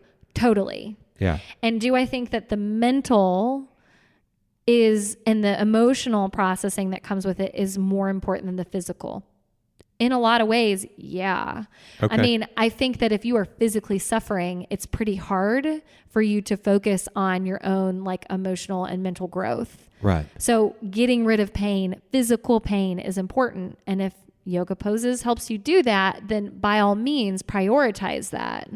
But then don't lose sight of when you walk out the door, are you a raging asshole to every person that you meet? Yeah. You know, because in that case, like you may need to shift your focus to techniques that are going to help you with that mental and emotional component. Well, and in that vein, I've heard of like MMA. Do you follow MMA at all? No, I Do don't. you know what MMA, mixed martial Yeah, arts? I do like know UFC? that. Okay. There's a lot of those guys I've heard talking about. I'm going to go into, there's a lot of those guys I've heard talking like when they're in a bar and something and somewhere and somebody tries to start a fight, they don't want to fight. Yeah. Because they've gotten all that out. Yeah. And they just don't want to like they're mentally stable as much as some people may. Yeah. They don't disagree. need to like assert themselves They don't as, need to oh, prove do you know themselves. who I am and what I can do? Yeah. So my big joke, and I'm going to tell you a funny Dale story at the end of this. My big joke is that, especially living here in the South, being as big as I am, 45% of dudes are terrified of me. Mm-hmm. To where I've had guys come up and touch me on the chest, go, I would never mess with you. I was like, I'm not doing anything. Yeah. I'm just standing here. 45% of dudes want to fight me. Because To prove their man. manhood. And 10% of dudes don't give a shit, and those are my friends. That's really interesting. Yes. And so the Dale story is, I've known Dale for 5 years. Yeah. God love Dale. We're sitting on her porch like 2 months ago, and she's a tiny woman. Yeah. Not that has to do anything, but she's tiny. Yeah. And she said, I finally came to a realization the other day. She said, Dale, project how you look. I feel like I have to be strong and present hard because I'm a tiny woman. Yeah. She's like, you present how I look. Like I watch you, you kind of are a little bit more timid. You try to put people at ease, all that. I said, yeah. Why did it take you 5 years to figure that shit out? But so here, okay. But so that cracks me I up. would Yeah. argue Yeah. that this is yoga. Yeah. That level of awareness. Yeah. Wait, on and both of our ends? both of your parts. Yeah. Because the underlying philosophy of yoga is to evaluate and question like the truth or the perception of your reality. Yeah. When you get into like the philosophy texts, that's what it's talking about, is like really dissecting, like, is my perception true? Well, no, because we're so filtered by so many things. Yeah. You're filtered by the story of the one line from your dad. Like that sets a whole range of experiences for you. It's almost like you're driving down a road and then you come to 8 forks in the road and that one sentence took me slightly to the left. Yes. And on this one. Yeah. And if you expand that to the course of a lifetime, it's just constant. it's taking you on a completely different road than, Yeah. you know, maybe your brother. I don't know, you have a brother, but like your brother who had the same dad and the same basic upbringing, but like didn't hear that phrase, you know? So that is the kind of thing. And what I think is really, what I really enjoy about yoga is that it gives me this platform from which I can get really nerdy about dissecting all the ways that our felt experience, our perceived experience of life is altered and filtered by our physical body, our mental state, our emotional capacity. Like you get to kind of like analyze and dissect those things, which Right. is really cool. Like Yeah. you're a scientist. Yeah. You get to be like an observational scientist, and you get to see there's a quote, and one of my teachers is where I first heard it, but I know for a fact she didn't create it, and I don't know who did. No, I'm ending this out. No, She no. took total credit. Okay, Sorry. I'm taking credit for this quote. I came up with this. Oh, I was going to give it to her, but yeah, you go ahead and I take am care. a genius. No, I'm just kidding. But like in many things, you get to do this. This is Yeah. life, really. But in yoga, you get to be both the scientist and the experiment. Okay. That makes sense. So you get to decide, I'm going to eat this food instead of that food, and I'm going to watch what happens. And I'm going to compare it to an experience when I ate a different food. So and is that kind of being a master of your evolution? yeah, Okay. maybe, Boom. arguably. I'm trademarking that term. Master of your evolution. That's the name of my MOE. mixtape dropping Mo. next week. Yeah. Mo is the acronym. Oh my God. That's a good acronym. Although you probably have some competition for other like prominent, figures that use Mo. But Screw them. yeah. I'll figure out a workaround. Yeah. Okay. Sorry. But yeah, but here's my the thing. dumbness It can took you out. err on the other side of you thinking you have so much control that Yeah. you can control every element of everything you ever do. And so on the opposite end of the spectrum from becoming hyper aware, becoming super mindful and deliberate about how the way you carry yourself, the way you live out your day to day, the pitfall of that, and at the other end of the spectrum is the concept of surrender and recognizing that you have no control. Yeah. Like we are all dying. That is the one truth for all of us. Yeah. Like, so on the other end of it, no matter how much like quinoa you eat, you are going to die. Maybe when you're 70, maybe when you're 50, maybe when you're 110, like that's happening no matter what. Yeah. And so another element of yoga, and a thing that's commonly repeated in yoga and the study of yoga philosophy, is that all of this is just preparing you to accept dying. Okay. Not to be more happy and mindful on your path to death, or Well, yeah. Or like, man, this got dark really quick. Is it the weather? What the hell? but No, what I'm if just kidding. I'm what just if kidding. it's not dark? Like, I'm what just if it's kidding. a celebration of like Your time here your on time Earth. here, Yeah. and that's the present moment, like the present Okay. moment thinking that you hear about so much with yoga. Okay. Did you Damn. know when you Damn. asked me to come on here that we were going Oh to my go God. down this We're gonna road? talk about death. Good God. Oh man. It's funny. heavy. Yeah. But it's also kind of like real, Yeah. So okay. It's interesting that it's not almost like pushing that away. Oh yeah, it's about like inviting all experiences, almost all experiences as equal, basically, like, or Okay. like as all. And we talked earlier.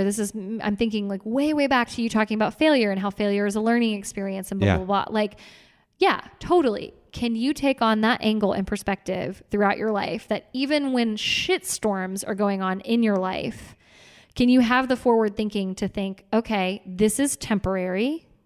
This state right now is temporary. Yeah. Like I will not be in the midst of a shitstorm forever, because either things will get better or I will die.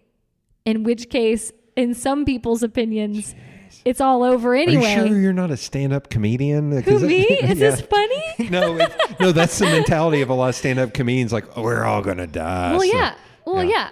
So anyway, so that's, but Thanks. but hey, at the moment, can you see this failure as like still serving a purpose in your life, like the overall trajectory of your life? Oh yeah, there's a lot of times where I do stuff where I'm like, oh, this is gonna suck, but it's gonna be worth it for the story. Or like, hell, one of the recent Good Sport nights was aerial acrobatics. Oh yeah. So I had to do tightrope walking, which is hilarious for someone of my size. Well, but here's the thing. And then silks and all Was there any part of it that you were successful with though? Oh. By your like read? So here you go. The tightrope, I did it the first time and I failed because I was leaning on the dude too much. And then I did it, I think 3 or 4 more times and succeeded all of those times. And every single time, I'm going to make you proud of me. Every single time from number 2 on, before we got started, I stopped and I closed my eyes and I did a breath in and a breath out. That's it. And just centered myself and made myself. The silks, I succeeded, but there wasn't much to that. Well, and if the trapeze, I failed, but it was one of those. I almost want to tell the person, I was like, some of us, we're not good at this. Why don't you give us a little push? Yeah. Like you're trying to make these people who are not used to doing this to get into this weird thing of like, literally, if someone just pushed me 6 inches, I could have succeeded. Yeah. Like seeing that I couldn't do stilts. Well, did you ask for it? No, I did because I didn't think about it till later. Later. In the moment, I was just but see, and that's the thing. Like, so then we get into these discussions about like, well, teachable did you moment. ask for it? Yes. Did you ask for what you needed?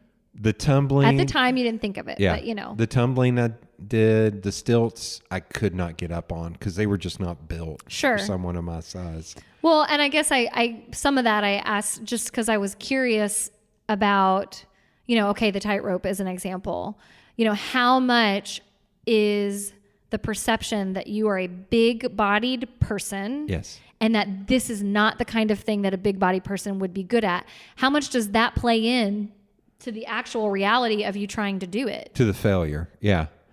To what may lead me to the because you then ended up being able to be successful. So, yes. like, does it actually matter that you have a big body? Like, no. In that case, it didn't. In some cases, it does. You know, like, I mean, I don't know. Like, well, some of that awareness, I was trying to explain this to a friend of mine. I was in a situation where I was with a friend of mine who is a lesbian, and a dude was in the room with us, and he was drunk and got up and started cursing. Mm-hmm. And the owner was escorting him out of the room. Mm-hmm. And later on, it was like, why did you not get up? I was like, because I know if I get up, it changes the entire dynamic. wow. Because when I get up, it becomes a thing. Even when you're not being confrontational, Even when I'm it's not, perceived that way. Yes. And that's Yes. like just an unavoidable Yes. circumstance based on like the body you were born into. And it's part of that, and it's partly, there have been times where I have used my size to stop a situation. Sure. So here's another story. I'm trying to think. I've got 2 good stories on this, but one of them is I was coming out of Barley's. I had not drank anything. I was just there to see a show, and there were 2 drunk people in the parking lot, a guy and a girl. Mm-hmm. They were yelling at one another, and my friend and I saw it. So my car was one way. We started veering towards their way. So we start walking over that way, and then all of a sudden we notice him push her in the shoulder blades. Yeah. And then she immediately started punching him in the jaw. All right. So I just yelled, nope, not happening, ran, went over, grabbed the guy, picked him up off his feet, and turned him 180 degrees. I'm laughing because it is, I mean, the image is quite and comical, he, but in the moment it might have felt was that way. in the first 45% to where the minute he came off his feet, he was like, I'm okay, man. I'm sorry. I'm okay. Like he was scared out of his mind. I was like, I was just continued screaming in his ear, are you done? Are you done? Yeah. Because this is not happening in front of me. Yeah. Like that. And then she came over and started hurling an insane amount of cuss words at me about letting him go. Mm-hmm. And I started yelling back at her. I was like, no, you all are dumb and you're drunk and you're physically being violent with each other. Yeah, this needs to stop. Yeah. Are you done? Yeah. And she was like, you need to let him go. I was like, are you done? I need to know this. This is stop talking to me. Are you done? And she still wouldn't answer. I was like, okay, here's what's going to happen. Dude, you're going to go this way and you're going to go that way and you're both going to get separate Ubers. He's like, oh, okay. And so they both start walking. And then I saw him just start walking back and she start walking. I was like, you know what? You're on your own at this point.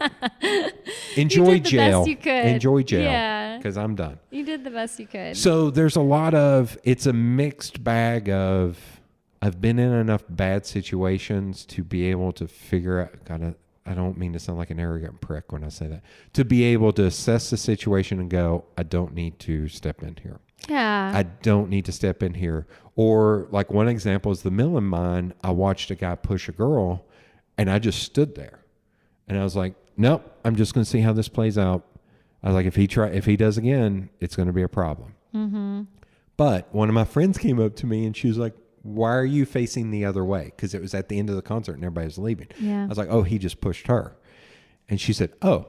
And so she knew the head of security. She went and grabbed him. He came over, or he got two other security guys, and they just kind of flanked the dude and stood there and stared at him. And I was like, I'm good. And my friend was like, we got it. And I was like, cool. And I just like, y'all got this. But well, it sounds to me almost like with the awareness of your size and of your skill set, that you have found yourself in situations where you feel like it is an obligation for you to use that because it is a distinguishing feature of who you are as a human. You have felt an obligation to insert yourself in these circumstances that if you were very small man, you would probably never do. To go back to something you said very early on about leaving here with keys in your hand. Mm-hmm. I think, between your knuckles, like the thing that women say all the time they do. I totally do it. I think growing up how I did and a little bit rougher and all that, I am more aware most of the time of my situation. But because I'm also a big dude, I also don't carry a lot of fear. Yeah. Because I know there are times where I should be afraid. Like there were two guys I worked with that were both smaller than me. They were redneck as all hell. And I was like, thank God they are on my side. Yeah. Because these are two guys that they won't find the body. I know that about those two guys. And they're smaller than me, but I know they're tougher. And thank God they're my friends. But isn't it interesting that we basically, and I would say as like animals, because if we want to go down that path, like as animals, it is natural and appropriate that we are constantly assessing, just the scenarios of our life, and using the tools at our disposal, which may be our body, it may be our intellect, it may be any number of things to kind of strategize and deal with circumstances that we're confronted with. It may be talent. Like if you're, a karate or MMA guy, all I have to do is grab this person this way and it ends the confrontation. Exactly. Yeah. And then of course me without that training, like relies on whatever other skill sets I have. Like I might have to be more like intellectually based in how I would handle a situation like that. Cause I don't have the prowess and I don't have the, but I mean, that's survival. Like that is just inborn to every creature on the planet, and you're either successful with it or you're not. Or you're a Darwin Award winner. Yeah.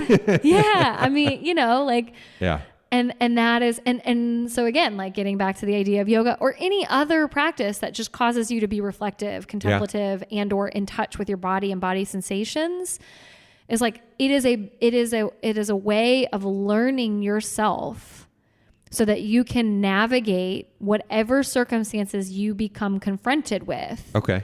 To utilize your faculties, like utilize your skills and also know where your weaknesses are. Like, yeah. So people are doing it even if they are taking an active role in it or not. Right. You're doing it. Yeah. But I think it can become more productive and satisfying when you directly engage in it. Yeah. I think that is what appeals to me. Yeah. I think growing up in sports, one of my friends laughed. She was the only one I've ever opened up and said this to. And now I'm going to open up saying to everyone. And you can laugh. To all three to people. all of the internets.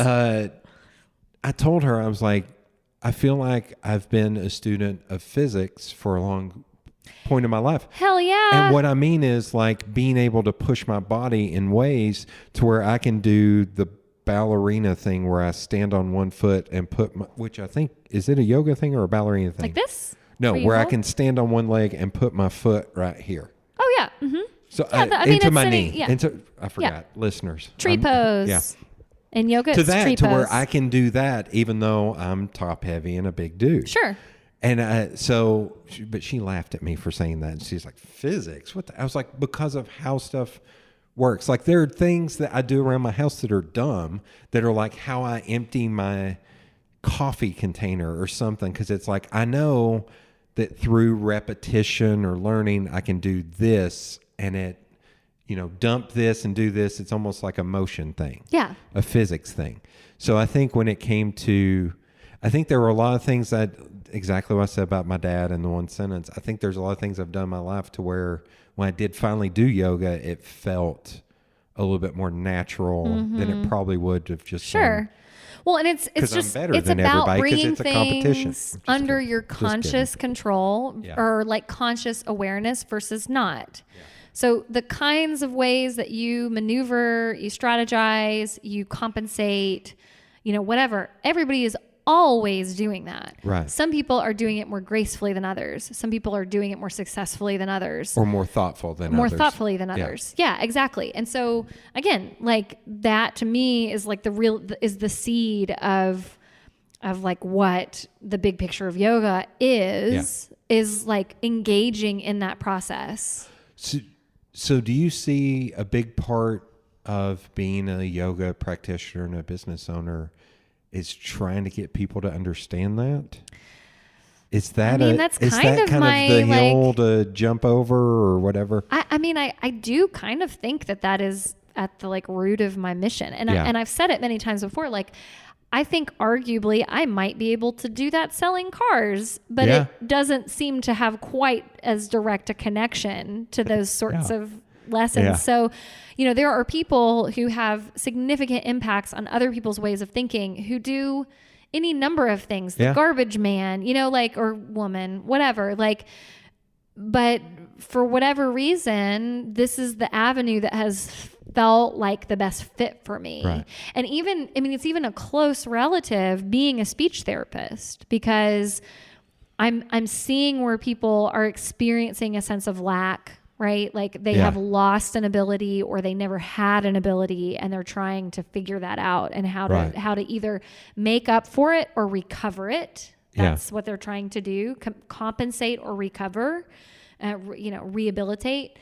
And I'm helping them to articulate the steps along the way that will help get them to that bigger goal. Okay. So I'm setting little goals with them and I'm presenting strategies to them about how to meet those goals. That's what a therapist does. Yeah. Whether you're a cognitive therapist, whether you're a physical therapist, whether you're a speech therapist, like it doesn't matter. That's what you do. That's what your goal is. Set the path and the goal. Yeah. And so what I felt like yoga did for me was opened up the scope to being more than just what is entailed in a speech therapy practice. I'm still a speech therapist. I still do it. Oh, okay. You still practice. Do it. Yeah, I still do. Do you have to keep up with certification? Yes, I do. I have to do continuing education. I have to pay for my license. Yeah, all that. Mm-hmm. Okay. Totally. That's another question, is if yoga starts getting certified, is it just going to be more headache to where like every 3 years you have to? Yeah, totally. It will. I just realized my license expires tomorrow and I haven't renewed it. Oops. Better get that fixed. Yeah. Yeah, I mean, it is. It would. That's the argument, is that it would be a headache. And for people who like think of yoga in a really big picture, philosophical, like esoteric kind of way, are really put off by the idea of having to like keep up with a license for 3 years. I get that. Me too. It is a headache, Huh. Okay. One last question. Good Lord, I've kept you for a long time. It's been fun though. I like it. Have you noticed that I like to talk? Like I'm kind of good at talking. Since you all have the food here, yes. Do you all also teach kind of like diet and stuff like No, that? we haven't. Or how much is diet a part of yoga? Oh, okay. Well, I mean, And then how much it depends on who you ask. Yeah. There are some people who have very strict parameters around what they think is a yoga diet versus not. Like, for example, vegetarianism or veganism, because there's an underlying principle of nonviolence, which is present in almost any philosophical framework ever, is that you're, to practice nonviolence. So, there are people who take that to mean, in their food sources, like. And also in its roots, like, some of the stuff coming out of India would be vegetarian. Yeah, exactly. Yeah. Like that's maybe where it comes from. Yeah. I mean, there's all kinds of any number of ways that you could think of that. But then, you think about people who people would make arguments. I'm not a nutrition expert, so I'm going to withhold my opinion on some of this. But no, we haven't expanded our services in that way. The cafe downstairs is an independent business, so they basically rent space from us. Was it always an independent business, or no? Okay. When we first opened and Hollis had her cafe, that was built into Glowing Body. Okay. It was almost as if it was two different businesses because one was food service and one was not. Oh, okay. But it was all the same owner. It was all the same financial pot, all that. That closed, and Cook to Be Well has only been open for less than a year now. Okay. But the person who is running Cook to Be Well has a very strong preference and philosophy behind plant-based foods. Okay. And kind of has the argument, not that everybody needs to be vegan or vegetarian. That's not her underlying philosophy. But her underlying philosophy is that you can build that kind of food into your life and get benefit from it. And so she's trying to make that as accessible as possible to people who otherwise maybe wouldn't eat that kind of food or just don't know how to prepare plants in a way that's tasty and enjoyable. Yeah. So that's kind of her mission, is to show that plants and vegetarian food can be sexy and taste good and be a thing. And she's a total proponent of come buy my salad and pair it with your steak tonight. That's fine. But this salad isn't your average iceberg lettuce salad. It tastes better than that, and it has more nutritional value. And so she has some nutrition training, but she is not a dietitian. But in yoga, that's not a part of the balance. Well, it is. It is. For some people. I mean, I think one of the underlying principles that's commonly discussed also in relation to food, so nonviolence was one of them, but another is moderation. Okay. And so thinking about okay, sure, eat some refined sugar, but do so in a modified or in a moderate way. Are you saying I can't eat an entire row of Oreos in one standing? Well, I think what some people would say is, how do you feel after you eat that? I feel amazing because they're so delicious, and I want to eat more. Well, if you feel good, then by all means, there are many people in yoga who would say, okay, well then do it. Yeah. But if you feel kind of like trash after you eat a tub of ice cream, then maybe notice that and modify how you are behaving. One of my favorite places is Jackie's Dream, which does hot chicken. I've never been there. I know. Are you a vegetarian? Vegan? I'm not a vegetarian right now. God. I have been. I'm but just kidding. Yeah, I'm just kidding. It's the best. I hear she's amazing. Really amazing. But every one of my friends is like, "Oh my God, I have to take a nap," or "Oh my God, this is going to wreck my stomach." It's a heavy burden on your digestive system. Not for me. Yeah. For me, I go so often. I'm just built up to where you've got a tolerance. Yeah, to where I'm like, no. I feel happy because it was amazing food. And okay. Yeah. So at the risk of taking us down another road. Okay. There is an argument that it's not original to me. Again, you're taking credit. Don't edit it. Kurt, right? You got it, Kurt, man. You're right on. Don't edit this out. Don't edit this out because you'll make me sound like a jerk. But this is not new There's at all. There's got to be balance. I've sounded like a jerk the entire episode. Endorphins / hormones / neurotransmitters, they're all kind of the same thing. It just depends on where they come in your body. But, we're basically, and I have this conversation with friends of mine a lot. So when they listen to this, they're going to laugh because they know I talk about this a lot. But we are all mostly just seeking the release of those. Yeah. Oh, yeah. At all times, through our food, through our physical exercise, through our emotional connections. Through sports. through sports. Yeah, all of it. Like that. And there's like the major hitters, you know, there's serotonin, dopamine, oxytocin, and another one's failing me right now. Yeah. I can't think of it. But that's like, those are the main things that you're really going for in most of your experiences. And when you calibrate yourself to getting like high doses of that on a regular basis, you're constantly seeking it because the up is so up, you know, that then when the down is happening, you're like fiending, you know, like you need it. Can I give you a flippity floppity to that? Sure, go for it. 90% of the time, I eat baked chicken breast, corn, and peas. Yeah. I eat healthy. Yeah. So great. that when I eat something like Steamboat, like Jackie's Dream, like I'm going to Frussies tomorrow, it will be high for me, but it also feels almost like a reward for eating healthy, minus the Oreos. We won't talk about the Oreos. I try to not keep sweets in my house. I keep trying, but good God. Well, we all operate off reward systems. And that's kind of what I'm getting at. Yeah. It's like, so I look at it at the flip side of like, no, I balance in my lows, as they would be, of eating plain chicken and, you know, eating healthy is balanced by like, and then I get to go to Frussies. Well, and it's that's the way amazing. that you're implementing balance in your life, which is at your discretion, you know? And like some people would criticize you and some would say you're doing a great job. Like that's the way you should do it. You know, I mean, it just depends. Like, but ultimately we're all seeking those things through our experiences and we get it from any number of ways. Don't get me started because we can go down the Tinder path and Facebook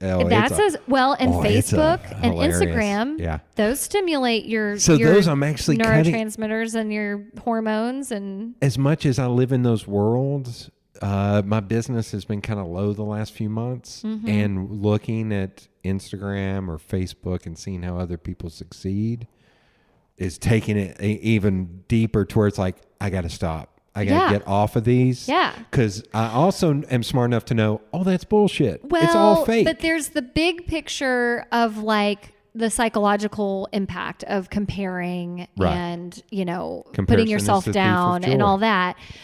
But it's shown, I'm not a neuroscientist, but I like am interested in these things, that you get hits when every time you pick up your phone and you look at Instagram, because of the like not knowing of like, are you going to have notifications, or if you're getting notifications, you get a hit, you know, like, so there's the short-term chemical reaction to that sort of interaction. And then of course there's like the bigger picture philosophical or psychological like aspects of it. Yeah. And so it can both in the micro moment make you feel good because of those chemical releases, but in the bigger picture, it perpetuates like lows. Oh yeah. It's crazy. Oh, yeah. Well, and it's 90% of it is you're only seeing picture number 27. You're not seeing the 26 selfies before that. It's curated. Sucked. Yeah. You're not. Yeah. But then, you know, some folks would make an argument that it's a form of art for the common person. Oh, yeah. Is that an argument like that you could maybe get behind? Yeah. I mean, like, I'm only laughing because or expression at least. I had a First Friday at Central Collective because I take pictures of abandoned cigarette packs. Oh, cool. Yeah. That's just a thing. I just took one on the way in here because there's an American Spirit box out there that's flipped upside down that says something like, "We care about the environment," and it's on its trash. Oh, wow. And I tried to get it. I was like, this works irony on 50 different levels. Yeah. Of like, so yes, on those. And it's American Spirits? Yes. Oh, that's even richer. It's not even Marlboro or whatever. I got that boost because I got excited that was there and how it works. Yeah. It's not just a cigarette pack. It says, we are good for the environment. I was like, holy shit. I'm so happy that happened. Still in those situations, I do not pick that up and throw it away. Yeah. It's almost a little bit of an OCD. Like, I feel like I'm going to have to wash my hands. Okay, this is a stretch, but it's also kind of like an impromptu art installation. It is. Like, you don't want to be the one to So- remove that, because who else might see it and appreciate it for that same reason that you did? I started doing that because I went to a show downtown. I parked in Locust Street, and there used to be a FedEx drop-off in front of J.C. Holdway when it was still John Black Studio. Oh, yeah, I remember. So when I left to go to the show, it had been raining. There was an empty cigarette pack sitting on the top of it. I went to a show in Tennessee, watched the entire show, went back to my car, and I had said, if the packet's still there, I'm taking a picture of it, because how dumb is that Yeah. it sat there. And there's a line in the movie Friday that says, somebody done lost their smokes. Mm-hmm. So I took a picture of it, put somebody done lost their smokes, number 1. Yeah.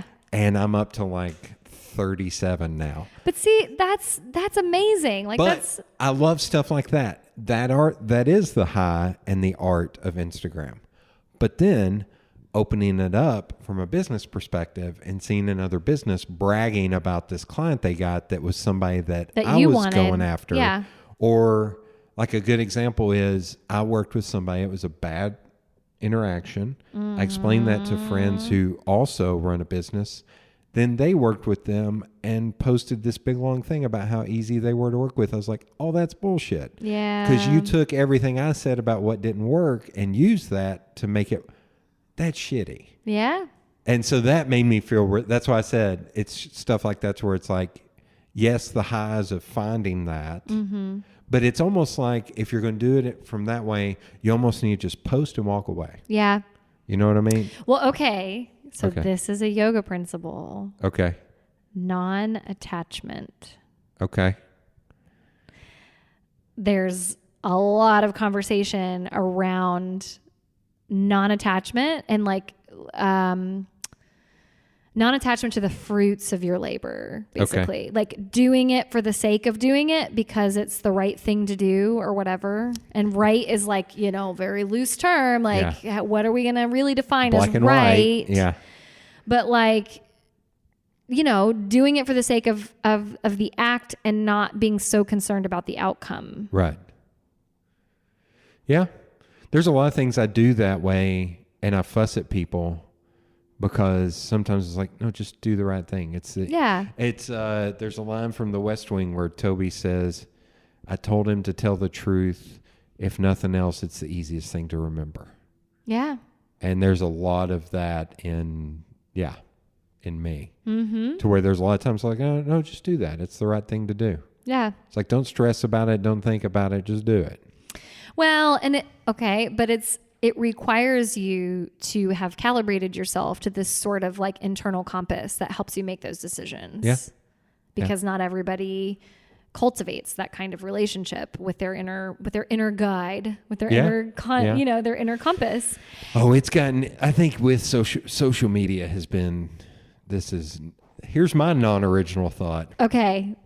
Facebook and social media is damn near the downfall of us as people. Sure. Because it's so self-involved, so self-centered, so I'm important. I hate selfies with every fiber of my being. Yeah. Because I'm like, just have somebody take a photo or just interact with somebody. Like, stop making this about you for 2 seconds. Mm-hmm. Yeah. But see, and like the argument that I would assume many like students of psychology and any other, mindfulness, whatever, might argue that feeling that you have in response to it is a projection onto the person about their motives of like why they're doing it, and may in fact not be the whole truth. And it's also going back to I don't like being the center of attention. Yeah, so you don't like it, so why of course would I'm not going to be like, why would you would like look down upon someone wanting to be the center of attention? There's a joke in there. There's a pun in there. Oh, is there? Looking down. Yeah, I get it. That's exactly what you want to hear. Oh, I get it. I'm just kidding. You're tall. Like, that's true. I got it. I mean, this is like a side note, but it's very interesting to me. And this is another thing that is touched on in all sorts of yoga practices. But like eye gaze is a thing that's used a lot for meditation. Yeah. And also in the midst of physical pose practice, it can be used too. So like there's a fancy yoga name for it called drishti, but it's like literally wherever you direct your eyes, you know. There's some of it's been like look to the sky. Yeah, look to- exactly. Like yeah. it'll tell you, and some people think of that in terms of like joint movement. Like it's good to extend your neck sometimes because Right. we tend to flex our neck a lot. So it'd be good to extend and look up. But then there's other ways of looking at it in terms of like I'm directing my attention in this direction, you know, like, and my eyes are the outlet for that for most people. You're doing it intentionally. Okay. Yeah, and there's like this kind of energetic effect of where you direct your eyes. So, both on the physical and like the energetic realm, think about how different your life is in a world that's built for people that are shorter for you. Like constantly having to direct your gaze downward. Yeah. Just to be able to like look out a typical window or look in a refrigerator or a freezer or whatever. Like, are you kidding me? And as the someone sink who's in my bathroom that comes up to like below my waist. Like, yeah. And then the alternative of that is like someone who is short in stature and is like constantly dealing in a world that is above their eye level. And so it's interesting because it's encouraged to kind of explore in your yoga practice, like, what is your true eye level? Yeah. Because you look in a room of 10 people that are all doing what we call mountain pose, which is basically just standing at attention, sort of. And like you can see across the room the looker uppers and the looker downers, and it's like very rarely Eye closed? No, eyes open. Oh, okay. But it's very rare that you look into a room and folks are actually looking at eye level ahead of them. Okay. And some of that may be because there's a teacher at the front and they want to avoid the awkwardness of maybe staring at you. Yeah. You know, but at the same time, it's like, it's just this interesting, I don't know, like I just like musing about it. Like if you start to look around the world and see how often people are actually looking at eye level. Like right now, I'm very aware that you and I are looking at each other on eye level. And it is a very distinct feeling and experience in how I spend most of my day. Here, I'm going to give you, I have a question, but I'm going to give you a little nugget. When I'm walking, when I'm in places, a lot of people don't notice me because they don't look up. No. That's so funny to me. I was like, but if you are looking through a sea of people and there's one person that is an anomaly, why is that person not standing out to you? Like, that's so weird to me. In the yoga practice, though, is there any thought into like, I'm going to use this as an extreme example, but like putting a dot on the wall and being like, now everyone stare at that dot. Oh yeah. There's meditative techniques. Okay. That are like candle gazing.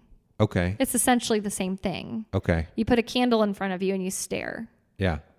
Totally. Okay. So that is something that's... Yeah. It's a technique. Okay. It's just a technique. Like it's just a way that people use to like wrangle their mind. Yeah. You know? To make the people who would normally look down look at like eye give level. And that, I mean, that's like external points of reference. Yes. Right? Like, and so yoga teachers use that. Teachers in general use that as a strategy, but we use it in yoga class where I will say, that blanket behind look at the ceiling. Yeah. Look at the floor. You know, and sometimes it's very fleeting and sometimes it's very arbitrary. Like the teacher doesn't even know why they told you to look at the floor. They just did because it brings everybody on the same page.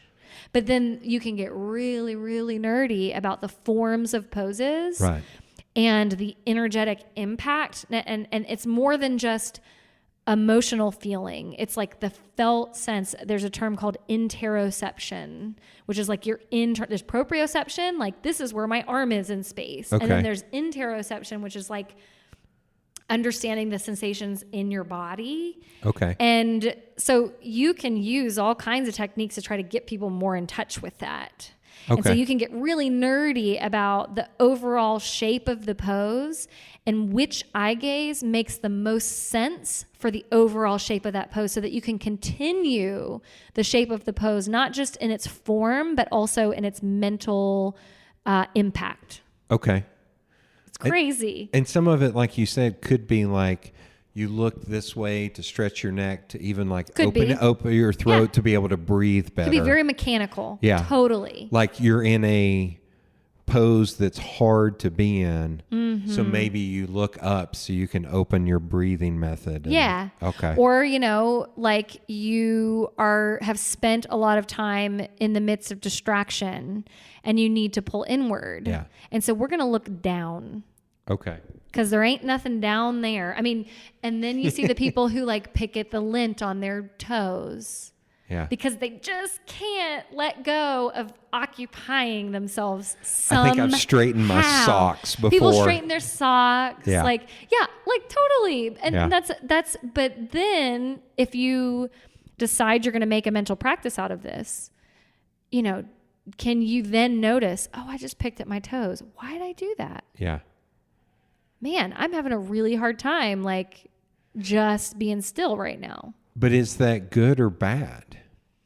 I would say you can't really assign a meaning. Because if you pick your toes and you don't notice it, then it may just be that you're so free in the moment, you're not thinking about it. You're just involuntarily doing it. Yeah. Well, okay, maybe you picking the lint off your toes helps to limit further distraction because otherwise you're going to sit there and think about it the whole time. And you know yourself well enough to say, I just got to pick that off. I think straightening my socks was knowing that 10 minutes down the line, I may be in a position to where it's going to feel funny and it's going to distract me. Yeah. But then there also could be the argument of like, it just doesn't matter. Like, just leave them.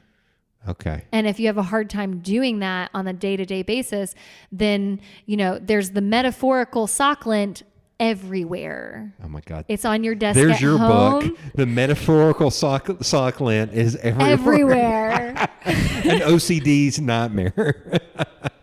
That's awesome. Shoot. One more question. Okay. Sorry. Well, I don't be sorry. I got nothing. I'm good. I'm good. I still have to mow my yard, so I keep looking to see if it's raining. It looks a little I think it's supposed foggy, to be cloudy all day. Okay. Not supposed to rain till late tonight. And Tom will be on later with the weather, just in case. Just kidding.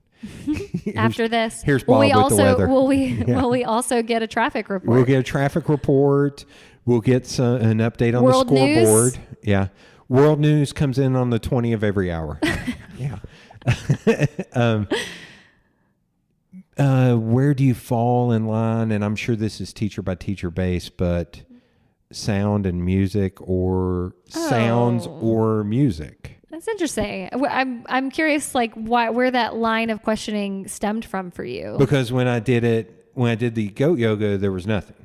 When I did the yoga out the other one, like I said, I had, I think 3 different teachers. One of them played music. Mm-hmm. One of them played sounds, like ambient sounds. Yeah. And I think the third person played a different kind of music. There was one of the music choices where I was like, this is very odd. Like, I was like, this sounds like this is just a random ass playlist on your phone. So it's kind of cool that you have that sample, like the sample of quiet and ambient, and like that you've gotten to kind of experiment with all those or feel all those. But which one did you like the best? But before I answer that, I was also thinking, but also in sitting here, there's been noise, a cacophony of sound around us, a truck going up through here. Uh-huh.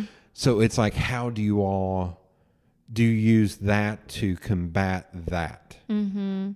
That would be my question. Okay. I just want to know which one you liked the best. I did not like the silence. Okay. I did not like the random playlist. Yeah. I honestly like the sounds more than the music because I'm a music nerd. And there were some of them I was like, can I Shazam what that song is? Yeah. Where there was one where I went up to the teacher. I was like, is that a playlist? Because I'd like to know what the third song was. Because it was kind of awesome. So I think it was the ambient sound kind of. Okay. But is there thought put into, like in this building, like soundproofing? Okay. So my answer to that is for yoga studios on the whole. Yeah. There are any number of approaches they may take. Okay. And I would say that in many cases it is thought through.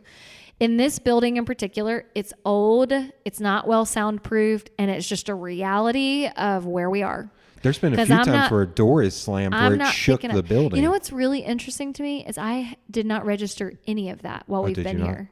Well, it's because I'm thinking of sound. You're thinking of sound, and I'm not. So this is the thing. This is what dictates how important it is. Okay. For you, it's important because you're paying very close attention to sound. Yeah, For me, I'm not, and it makes no different. Like it doesn't seem to impact me. But then there's also the argument that, you know, sounds in your environment do stimulate your nervous system, whether you're paying attention to it or not. Yeah. So if your goal is to create some kind of pristine relaxation environment, even if the person doesn't register that truck just drove by, arguably you have just stimulated their nervous system in some way, and it has worked against the goal of deep relaxation. Right. There's that argument. I do not use music in my classes most of the time. Okay. There's many reasons why. One is I don't like compiling playlists. I love compiling. It's very practical in nature. I do not like doing it because I realize music is so personal. Yes. And there could be 10 people who love my playlist and one who thinks it's like completely inappropriate or just doesn't fit the vibe or it makes them distracted. So, but I don't like compiling them myself. I just find it to be tedious and it stimulates a little anxiety in me, like trying to come up with the perfect number of songs of the perfect length and to make sure that the timing of the upbeat songs matches what I'm doing energetically in the class, whether it's an upbeat moment in the class or not. Like, to me, that's a whole layer of planning that I really don't enjoy. Okay. And so I, at one point, released myself from that burden and said, my classes will be silent. Okay.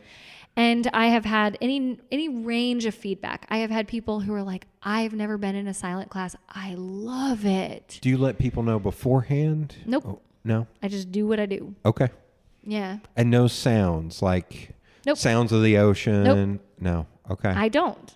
Okay. Now, I also have had people who are like, I just can't stand it. Why don't you play music? And I'm like, I'm really sorry. That's just not a part of my class. Yeah. There are a lot of people who do use it. And I do hope that you find like the soundscape that works for you. I mean, honestly, that's how I feel about it at this moment, because I've been a yoga teacher for about 12 years. And you realize at some point that you cannot please everyone, and you just have to be really authentic about what makes sense to you and just stick to it. And so I could bend over backwards to try to like make people happy with the playlist, but it makes me unhappy to do it. And that's going to bleed into my preparation for the class. Right. And I don't like it. I don't want to bring that like vibe in. So another layer of that is same thing with like the toe lint. Does it really matter that truck just drove by? How quickly can you just let that go? Yeah. Or are you going to harp on it for the next 30 minutes, how like not soundproofed this place is? Yeah. And to me, that's more of a reflection on your internal state than it is on how I can cultivate like the environment for you. Now, an argument can be made against that. Like, I'm a professional yoga teacher. Maybe I should really, really care about the sound in the studio. But to me, on the underlying philosophy base is like, you don't get to decide when something catastrophic happens in your life. Right. And we go back to death. Let's weigh out like let's consider the weight of the fact that this is not a soundproof environment. Yeah. Does that really dictate whether you get to have an experience of yourself right here, right now? Like, you get to decide if you want to do that or not. Yeah. And so in some ways, it's like a little mental obstacle course to have to be confronted with noise. Yeah. I don't know. And that brought up something I had forgotten about, that there was a trend there for a while where people were doing heavy metal yoga. Oh yeah. I mean, people still do. Like, and some people really get benefit from that. So I'll tack on something else. When I'm sitting there working on my computer, if I'm not writing, if I'm just designing or making art or Photoshop work or whatever, I have to have something going, and 90% of the time it's podcasts. Yeah. And if I'm writing, I have to turn on music because I can't take in the podcast and what they're saying and then write. Yeah. Like, I have to have something. So I think for me, that may be why the silence does not work for me, because most of my day is spent having something hurled at my ears. Yeah. But does that mean somewhere down the line that it may be of benefit for you to give yourself quiet moments, like that setting, like that shutting down some of that divided attention could have benefit. It may not be a thing that you're attracted to, but like, could I it? think what I've learned is how my brain works is I can honestly sit here and think about 6 different things at once. Mm-hmm. So if I distract my brain with a podcast, that eliminates 3 of the things. Yeah. If I distract myself with work, it eliminates 2 of the things. So you're using a technique. Yes. A sound technique that gets made fun of all the time and that people think is really like weird. And why would you do it? Yeah. Chanting. Yeah. Yeah. Have you been in like, I'm always wary of drawing parallels to like religions because there's so much around people's ideas of yoga and religion and all that. But like, have you ever been in church and feel overcome with this sense of peace while people are singing hymns together? Or it's like sound and this sort of like droning, or at a concert. That's what I was about to get you go to a concert Yeah. where the bass is literally rattling your body. That has like a mechanical effect on you. Or a song comes on that everyone knows the lyrics And they sing everyone together. sings Yeah, together. same thing. Yeah. It's just a technique. Yeah. So in yoga, they use like chants, and it could be in English, it could be in Sanskrit, it could be whatever language you want it to be in. But the point is to use sound and leverage it for this like desired outcome. Even the no sound is using sound. Can be. Yeah. Lack of sound is using sound. Mm-hmm. Is to almost like teach yourself to, if a truck goes by, you have to let it go. Yeah. Yeah. Don't let it. I mean, if you get really, really, really attached to the fact that a truck drove by for 10 seconds in a 90-minute long class, if that is the thing that you attend to and hold on to. I think the only part that would bug me is not that. It would be constant. Like a good example is I stayed at a hotel in San Francisco, and my window, it was during the middle. San Francisco's weird in that it's never been there either. It's amazing. It's one of my favorite places. Yeah. But it's almost like never super hot, never super cold. Yeah. But nobody has air conditioning. And I run super hot, if you can't tell by wearing shorts in this weather.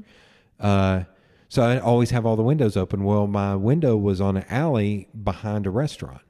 So even at 2 a.m, there would be these guys stand down there chattering, and it drove me nuts because it was like, so I would think in here, like, the only thing that bothered me more is if somebody was standing, like the motorcycle dudes were standing somewhere to where all you heard was that. I would be like, can we get them to stop? Well, you're generally wired actually to respond more to human like voices in a lot of ways too. So, I mean, that makes sense. But because then you think about language, and your brain is trying to determine, like, distinguish language and get those sound bites from whatever it is that's going on outside. Right. And so, I think that, again, I don't think that there's a right or a wrong.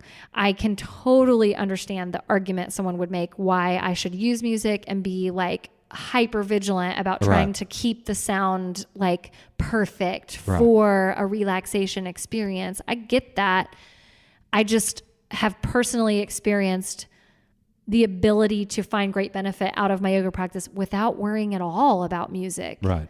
And so for me, that just feels most authentic, and I'm like willing to go with it and realize that not everybody's going to like my class. And it could also be lifting the burden on the student of being like me with the 3 different teachers. Mm-hmm. Well, crap, that last one played Outcast in the middle of a yoga thing, and that really took me the hell out of it. Yeah. It's just where I would be stressed as like the next person was like, all right, what's this one going to play? So if it's always silent, it's also taking that stress away from them. Yeah, they know what to expect. Yeah. That's why I asked if you told beforehand so that people would know. Yeah. Oh, shit. Yeah, that may not be for me, or, hey, I need to try this out to see if it works for me. Yeah.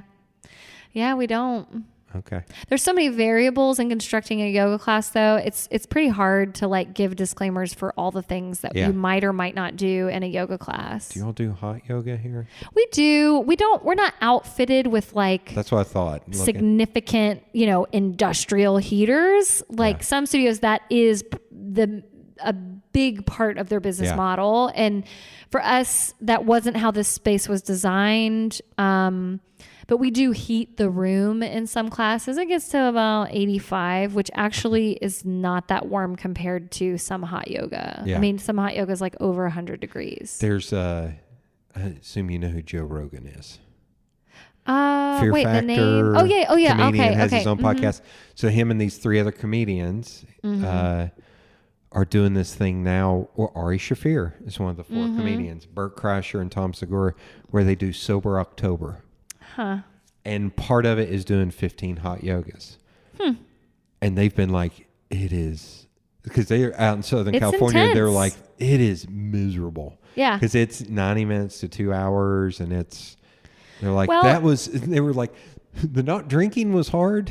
The 15 hot yogas was awful. It was Yeah. just terrible. Well, Yeah. and you are manipulating your body's function and chemistry when you Yeah. expose yourself to that kind of heat. And some people kind of get calibrated to it and crave it and love it. Some people argue it's too extreme and that you're Yeah. putting too much of a burden on your body and it's not healthy. Like there's so many arguments for it or Well, against it. But there's a lot of the newer thing is with the, what's it called? I want to say cryptid therapy, but that's not like right. just temperature therapy basically where Yeah, they the like ones where they they'll- freeze you for 2 minutes Or and that, but there's also one where you sit in a sauna. Like this is out in like Alaska and places like that, or Canada, where it's you sit in a sauna for like an hour, and then you and you're in like, yeah. Speedos, Your for skivvies. lack of a better term, and then you immediately walk out and roll in the snow. Yeah. Like there's a Dr. Rhonda Patrick, who's on Joe Rogan's show all the time, and she's a big believer in that. He started doing that thing where you freeze yourself. Yeah. Cryo freeze. Cryo, yeah. Yeah, and I'm like, this is a reference you may not get, but Demolition Man with Sylvester Stallone, Wesley Snipes is like, I don't are you get going to that, take me but- to the future? Like, Yeah. why are you freezing me? Like, what's going on here? Well, and again, as a yoga practitioner who's kind of interested in all of the like inner workings of our bodies, Yeah, I mean, I get it. Like heat and cold does things to you. Yeah. Chemically, mechanically, it does all, I mean, vasoconstriction, vasodilation, like how your blood flows, it does something. Yeah. Whether, I think it just remains kind of to be proven whether it has the sort of long-term advantages that people assign to it. yeah. I'm kind of neither here nor there. Like you're the scientist in the experiment. If you want to use your body that way, then go for it. Like I haven't felt compelled to try it. I'm also not, I would never say that I'm never going to do it. Yeah. Like maybe Yeah. I will. Yeah. Yeah. Yeah. The one thing I will say, I'm going to end on this because I'm a dumb dude. And of course, I'm going to end on this. When I did do the yoga for a month, it was in the winter. And I was like, I cannot eat chili in this month because I don't want to get into a pose. Yeah. And pass gas. Well, we also try to normalize that in yoga class because like it happens. Yeah. There was somebody next to us in one of the classes that kept doing that, and 99% of the time it was silent. Yeah. But my friend was in between the two of us, and she was like, I couldn't breathe. Yeah. It was so bad. Yeah, and I mean, it's I'm also a hard. dumb Like dude. you feel so much compassion for that person Yeah. because it's like not on purpose. But there is actually a yoga pose called wind relieving pose. Really? Yeah, and like basically, I mean, mechanically, anytime you put pressure on your belly, you might release some gas or move it at least. And anytime you put your fanny up in the air, Yeah. then you're allowing gas to move in the direction Yeah. of out. Well, and I So- also thought about like, I don't need a heavy stomach when I'm doing all these things where I'd be Well, uncomfortable as shit. in a very like, in the very traditional kind of purist sense, folks say not to practice, like to wait at least 2 hours or so after you eat to allow gastric emptying to do before yoga. you do I think most yoga. times I would eat after yoga because Yeah. I would go at like 5:30 or 6. Sure. And I'd be like, I'll just eat out. That was the funny part is right next door to that venue was a pizza place. Sure. And they gave discounts on pizza. I was like, how funny is that we're going in here to be healthy and then I'm about to put a bunch of cheese and grease in my body over here. Yeah. I mean, Like, that's amazing. So that be goes it. back to the beer and all that. But, Yeah. All right. Thank you for doing this. Yeah, thanks so much. It was so much fun.